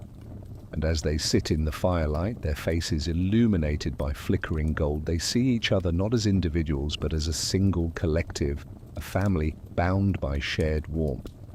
Anthropologists call this the hearth effect, the notion that fire created the conditions for culture by extending the day, by offering safety from predators, by giving space for slow conversation. In this era of calm, the hearth becomes the first cultural institution. Not a building, not a shrine, not a school, a fire, shared. As the climate stabilizes, human bands occasionally encounter others. These meetings are rare but transformative. At first, caution dominates. Strangers mean danger. But over decades and generations, patterns form. When food is plentiful, groups approach each other without weapons. They exchange small gifts, shells, pigments, feathers, polished stones. Sometimes a young woman or man joins the other group, linking the clans with bonds of marriage and blood. These exchanges diversify genetics, a quiet healing of the bottleneck. They spread innovations, a sharpened blade, a new method of fire starting, a unique way of weaving fibers. Gradually networks form, not tribes in the modern sense, not nations, not hierarchies, but extended families, microcultures with shared gestures, songs, patterns, and stories. A subtle unity begins to spread along coasts, valleys, and river plains.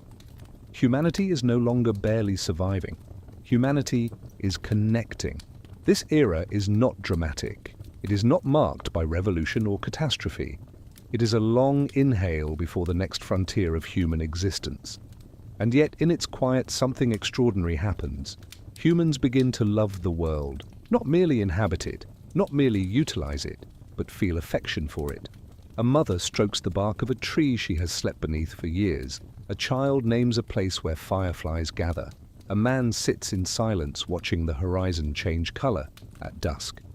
This is the dawn of aesthetic awareness, the recognition of beauty. Beauty is a luxury in evolution. No creature requires it to survive, but humans in this era discover that beauty nourishes something interior, not the body, the mind. This interior life is the true transformation of this era. A quiet, philosophical shift. The world is not just where we live. It is part of who we are. In a modern anthropology lab, a researcher studies bone tools, pigments, beads, and hearth structures from the period between 65,000 and 50,000 years ago. She notices something striking: innovation slows, conflict decreases, movement becomes patterned, cultural artifacts become more refined, more consistent, more symbolic. This is unusual in evolutionary terms. Most transformations are rapid or crisis-driven. But here in this long quiet before the dawn, humanity enters a period of cognitive consolidation. The anthropologist closes her laptop and whispers to herself, "They learned to be human here, not during catastrophe, not during expansion, but during peace." This realization moves her deeply, because it means that culture, the glue of civilization, was not born from fear. It was born from calm, from the slow accumulation of gestures, memories, rituals, and stories in an era when the world finally allowed humans to breathe. As the chapter closes, dawn breaks over ancient Arabia. A river shimmers, birds call softly, children run through tall grass, elders warm themselves at a fire, hunters return with modest prey. Life is not easy, but it is steady, predictable, meaningful. The human mind, once shaped by scarcity and fear, now stretches into deeper realms of identity and belonging. This is the calm before the great shift, because soon, very soon, in the grand scale of deep time, humanity will cross into new worlds, new continents, new climates, new challenges, new wonders. The age of global dispersal is about to begin, but before that, this quiet must be honored. For it is in this long, gentle pause that humanity learned the most important lesson of its early history. To be human is not merely to survive, it is to belong, to remember, to imagine, to love the world that allowed us to endure. The next chapter opens the final arc of this saga legacy. Migration. The final shaping of the human journey. There are times in the life of a species when movement becomes destiny, when the quiet rhythms of daily survival transform into the great migrations that will shape the future of every living generation. After tens of thousands of years of slow recovery from the Toba catastrophe, after the cautious forming of kinship, after the emergence of early belief art and ritual, the human world reaches a threshold. The earth is growing warmer, the skies clearer, the oceans calmer. Animals flourish across the plains, forests, mountains, and coasts. And the humans, now bound by imagination, memory, and culture, begin to follow new paths carved through the returning sun. This chapter is the story of what remains the legacy of mind, of movement, of survival, of identity as humans step into the vastness of the world. It is the moment when our species begins to truly become global. It begins with a single footstep. Along the southern coast of Arabia, a group of families walks in the early morning light. Their shadows stretch across the sand. The sea is calm, breathing in and out with slow tides. These families carry everything they own: stone blades sharpened to shimmering edges, nets woven from plant fibers, pigments wrapped in hide, beads strung on sinew, stories preserved in memory. They walk not because of scarcity, not because of crisis, but because the world invites them forward. The coastline curves eastward like an open route. The air is warm, the water offers food, the land ahead glows with possibility. This path, now called the Southern Dispersal Route, will become one of the great highways of human history. Along it, early humans will travel for thousands of kilometers. They do not know they are migrating, they think they are simply living. Yet behind them, the footprints they leave in the sand become the earliest marks of global humanity. As humans expand outward, they carry with them a genetic signature, the silent aftermath of near extinction. Modern scientists studying mitochondrial DNA trace a striking pattern. Every human outside Africa descends from the survivors of the bottleneck. This is not metaphor, it is biological truth. But the ancient humans themselves feel this legacy not in their genes, but in their instincts. The memory of scarcity shapes their social world in ways subtle and profound: cooperation over conflict, resource sharing over hoarding, long-distance networking over isolation, risk-taking balanced with caution, innovation encouraged by necessity. This internal architecture, forged in the harsh decades after Toba, becomes the engine that propels humans across deserts, mountains, and coasts. In this sense, the bottleneck is not just a genetic contraction, it is a crucible of identity. The humans walking the coasts of Arabia and India are not simply migrants, they are the descendants of resilience. The coast curves into what will one day be Western India. Here, seasonal monsoons bring life and danger in equal measure. A young girl stands at the edge of a mangrove forest listening to the distant thunder. She watches the sky darken with clouds that swell like enormous spirits. She knows from stories told around the hearth that the monsoon is both giver and taker. When the rains come, the rivers will rise, the fish will return, the plants will flourish. Her people understand this rhythm now, the first true cyclical pattern of their world. They begin to adapt their movement to it, arriving when the rains fall, leaving when the heat dries the land, storing food in woven baskets, building temporary shelters raised on stilts. The monsoon teaches them time, not only the passage of seasons, but the idea of predictable cycles.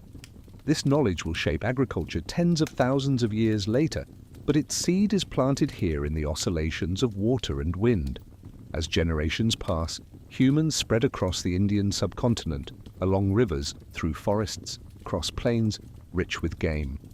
They leave behind tools, beads, ochre markings, ritual objects. The legacy of their presence covers the land like early chapters of a book the earth is beginning to write. As humans move farther east, towards Southeast Asia, they enter territories already inhabited by other hominin species. In the dense rainforests of what will one day be Indonesia, a small group of Homo sapiens encounters footprints along a muddy bank, wide, thick, heavy footprints, not human, not animal. Neanderthals never lived here, but other ancient humans did. The group follows the footprints cautiously until they stumble upon a clearing bathed in gold light. In the distance they glimpse figures short, small, light-boned, with arms slightly longer than theirs. Homo floresiensis, the hobbits of Flores. A relic species isolated on their island world. The two groups do not approach each other fully. They watch, they listen, they sense. There is no conflict, no merging, only observation, a silent acknowledgement that the world once held many forms of humanity. Then slowly, quietly, the forest closes between them. This encounter, forgotten by time, leaves no artifacts, no genetic trace, no story passed down, but its significance is immense. For a moment, the Earth held multiple versions of human intelligence, and only one would continue the journey. The movement continues. Across Southeast Asia, humans spread like fire through dry grass, through river deltas, into limestone valleys, across islands connected by land bridges during low sea levels. And then they reach the edge of a vast open ocean. Beyond the horizon lies Sahul, the prehistoric supercontinent that joins Australia and New Guinea. Here, for the first time in history, humans face a boundary they cannot simply walk across. The sea. A true barrier, but something extraordinary occurs. They cross it. How scholars believe they used rafts of bamboo or logs tied with fiber. They waited for calm seas and favorable winds. They understood the movement of currents. Perhaps they simply followed birds. Whatever the method, the crossing marks one of humanity's first moments of intentional exploration. This is not migration by accident. This is migration by choice.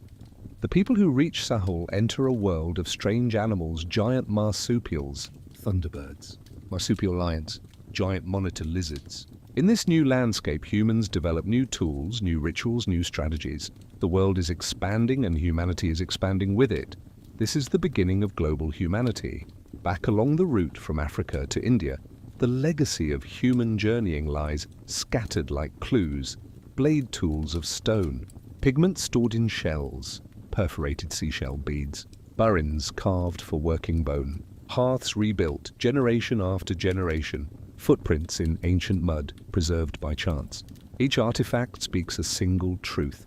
Humanity is not only surviving, it is shaping the world, and the world in turn is shaping humanity. Open plains encourage cooperation, coasts encourage innovation, forests encourage awareness, rivers encourage settlement, islands encourage navigation, mountains encourage endurance, economies form without currency, networks form without maps, cultures form without written language. This is not civilization, not yet. But it is everything civilization will someday rest upon. One evening in a small shelter tucked beneath a rocky overhang, an elder, sits before a group of children. The firelight flickers across her face. She begins telling a story one her grandmother told her and her grandmother before that, about the great cold, about the sun that disappeared, about the dust that fell like night, about the people who walked through darkness. This is not literal memory, it is mythic memory, a cultural echo of the Toba cataclysm. The children listen, eyes wide. They do not know the event, they know only the story. But the story becomes their inheritance, a collective reminder of fragility, endurance, and connection. And through these stories, the legacy of the bottleneck carries into every lineage. Myth becomes the human way of preserving deep history, not through facts, through meaning. The narrative shifts to the present. In a modern genetics lab, a researcher studies population models. On her screen, colored lines represent population sizes over time. One line dips suddenly a narrow pinch, the bottleneck. She traces it with her finger. It is thin, frighteningly thin, a reminder of how close humanity came to ending before it truly began. She overlays another line, then another, all led back to that same narrow passage through time. She whispers, "All of us came through this." Every person alive today, regardless of continent, culture, appearance, carries the legacy of that ancient resilience. We are children of a population so small a single drought or wave of disease might have ended everything. And yet from that fragility emerged art, language, belief, love, memory, imagination, culture, identity, story, history, science, the future. The scientist feels something rise in her: awe, gratitude, wonder. Humanity is not a story of strength. Humanity is a story of survival against impossible odds. In the deep past, the sun sets over the coasts of Southeast Asia. A group of humans watches from a cliff. The sky blazes with orange light. The waves shimmer. One of them, a young man, stands slightly ahead of the others. His eyes are fixed on the horizon. He feels something in his chest. A pull, a longing, a question, not fear, not hunger, something else. He imagines what lies beyond the horizon even without seeing it. This is the human spark, curiosity larger than necessity. Soon others will follow into Australia, into East Asia, into Siberia, across frozen land bridges into the Americas, into every corner of the earth. The migrations ahead will define everything that comes after: languages, cultures, nations, civilizations, stories. But they all begin here in this moment, in this quiet person, standing on a cliff, wondering about the world beyond the sea.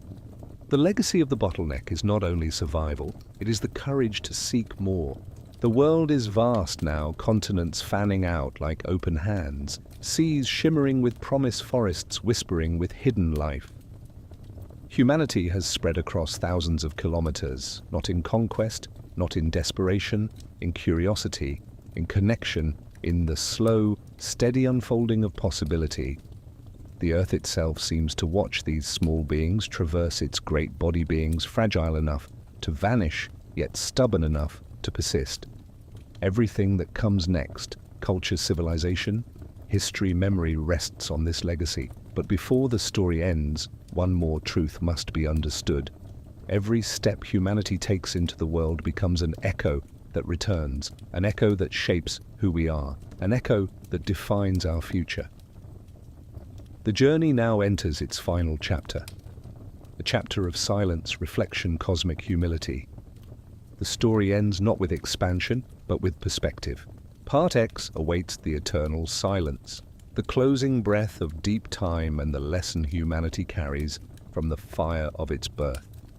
There are endings that feel like vanishing points, horizons, where the world seems to fold into quiet, where the noise of history dissolves into a deeper hum, where time becomes wide and soft.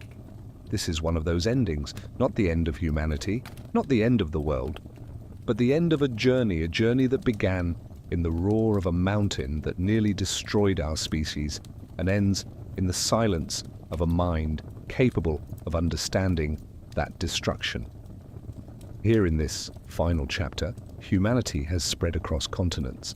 It has learned language, ritual art, belief, memory.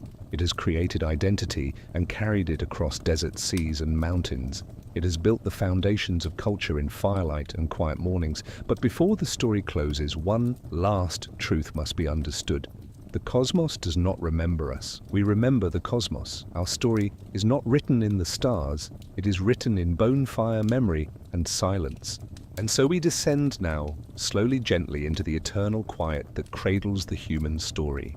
On a high plateau, overlooking the vast plains of East Asia, a small human group shelters beneath a rocky overhang. Their fire burns low. The air is cold, fragrant with frost. They have traveled farther than any of their ancestors, following the migration currents that carry humanity across the world.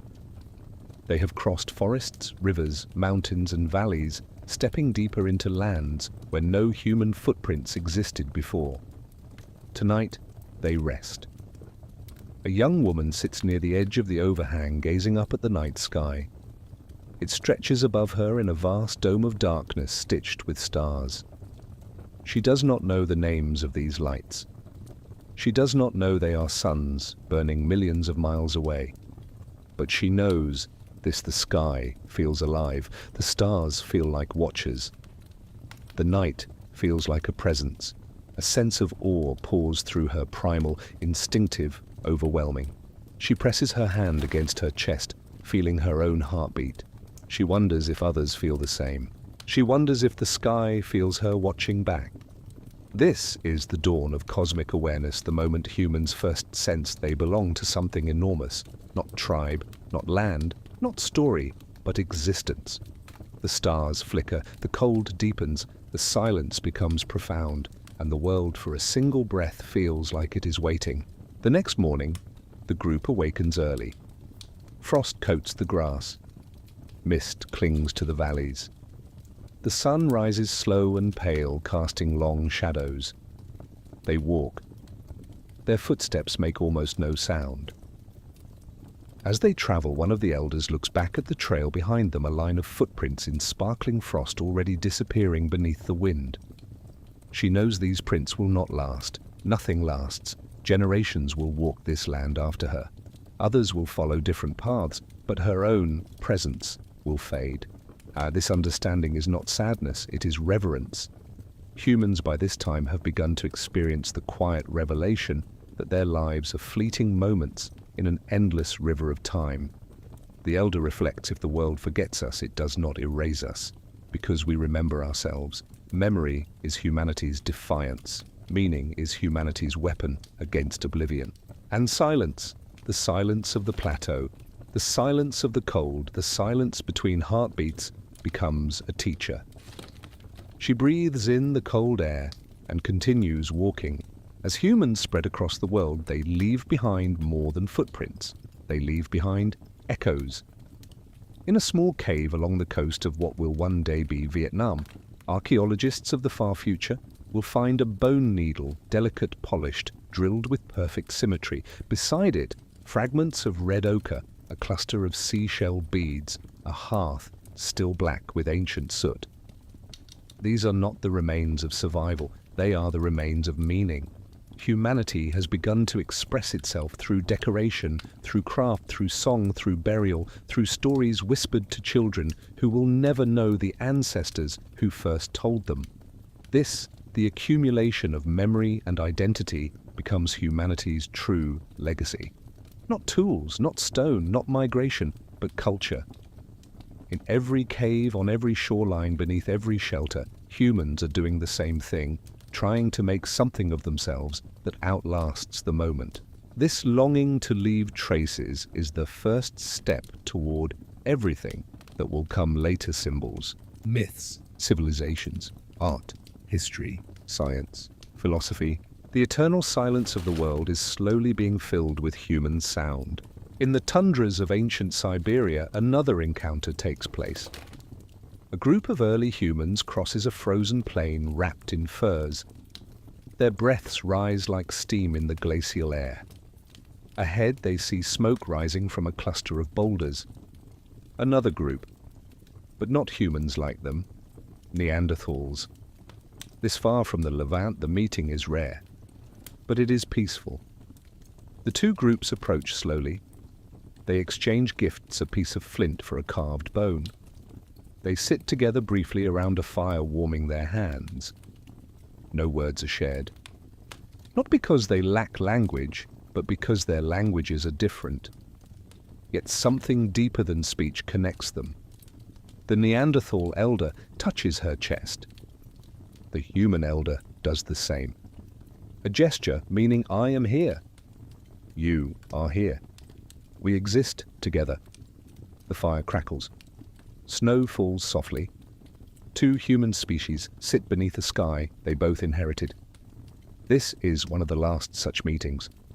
Soon the Neanderthals will vanish. Others will vanish too. Denisovans, hobbits, the ancient species whose names we will one day give, but whose stories they could never share. Their silence becomes part of our inheritance. A reminder that existence is fragile. A reminder of how close we came to being the next species, swallowed by time. Humans do not know this yet, but they feel it somewhere deep inside. A quiet morning for the beings who once walked beside them in the snow. The world continues to expand. Humans move across the frozen steppes, chasing herds of mammoth and caribou. They enter lands where winter never ends, where the sky glows blue, even at night, where silence reigns with a weight that humbles everything beneath it. The cold forces humans to innovate clothing stitched with bone needles, dwellings made from hide and mammoth bones, long spears balanced for distance hunting, shared caches of food buried beneath snow. These innovations are not triumphs, they are adaptations. Humanity's true strength is not domination, it is flexibility. Every landscape becomes a teacher, every danger becomes a lesson, every hardship becomes an inheritance. And in these frozen lands under skies that shimmer with northern lights, humanity encounters silence in its purest form. The silence of ice, the silence of wind, the silence of winter, the silence of deep time. This silence is not emptiness, it is space. A space in which the human mind begins to expand, contemplating the horizon, the stars, the self, the mystery of existence. This is where philosophy begins, not in cities, in ice. One night in the vast plains of Central Asia, a young man lies on his back staring at the stars. They shimmer in ancient patterns, inscrutable yet comforting. He tries to trace shapes between them. Lines, animals, faces. These patterns mean nothing, yet they feel important. The stars become his first map, his first story, his first sense of order. Humans across the world do the same. In Australia, they see serpents in the sky. In Africa, hunters. In Europe, animals. In Asia, rivers of fire. The heavens become the first canvas of humanity, not created by us, but interpreted by us. And in this interpretation lies the seed of all cosmologies to come. The stars are the oldest story we know, and the only story no human ever owned. In a modern observatory, a cosmologist studies the microwave background radiation, the ancient echo of the universe's birth. She listens to the hum of the cosmos recorded as faint signals. It sounds like static, but she knows it is the oldest voice in existence. As she studies the data, she thinks of early humans lying beneath ancient skies, wondering what the stars were. She whispers, "You were the first astronomers." Not with telescopes, not with equations, with awe. The same awe that drives science drives myth. The same curiosity that shaped rituals shaped telescopes. Humans have always been listeners in a silent universe, and what they heard became their stories. Humanity spreads across the world into Australia, Siberia, Europe, the Americas. The continents echo with laughter, hunting calls, songs and stories. But beneath all of this life, the Earth remembers the Toba catastrophe. Ash buried deep in the ground. Chemical signatures in ice cores, genetic contractions in every cell. The Earth remembers the near extinction. And humans, though they do not know the name Toba, carry that memory too. In their caution, in their cooperation, in their rituals, in their reverence for fire, in their fear of darkness, in their love for togetherness, in their stories of storms, shadows, and lost ages. The bottleneck is not history. It is inheritance, a quiet echo in the human psyche. As the story draws toward its close, the narrative turns from the ancient to the eternal. What is humanity? A line of DNA from a few thousand survivors. A collection of memories carried in ritual and story. A species shaped by fire, cold hunger, and wonder. A mind awakened by catastrophe. A dreamer beneath stars older than imagination. We are the children of ash, the children of dispersal, the children of fear, the children of curiosity, the children of meaning, the children of the returning sun. And one day, far from the world of these early ancestors, humanity will stand on a different plateau, on a different planet, beneath a different sky, and feel the same awe, the same smallness, the same longing. Because this is the true legacy. The human story never escapes its origins. It expands them. Every distant future contains the echo of the past. Every journey outward is also a journey inward. Every step across the cosmos begins at the same place, a child looking at the stars. Night falls on the ancient world for the final time in this saga. A small group sits around a fire. Children sleep. Elders whisper. Sparks rise into the darkness. The silence around them is vast. But they are not afraid, because silence is not emptiness. Silence is space. Space for memory. Space for story. Space for meaning. Space for hope. Space for all that humanity will one day become. The fire crackles softly. The stars shimmer. The wind sings through the grass.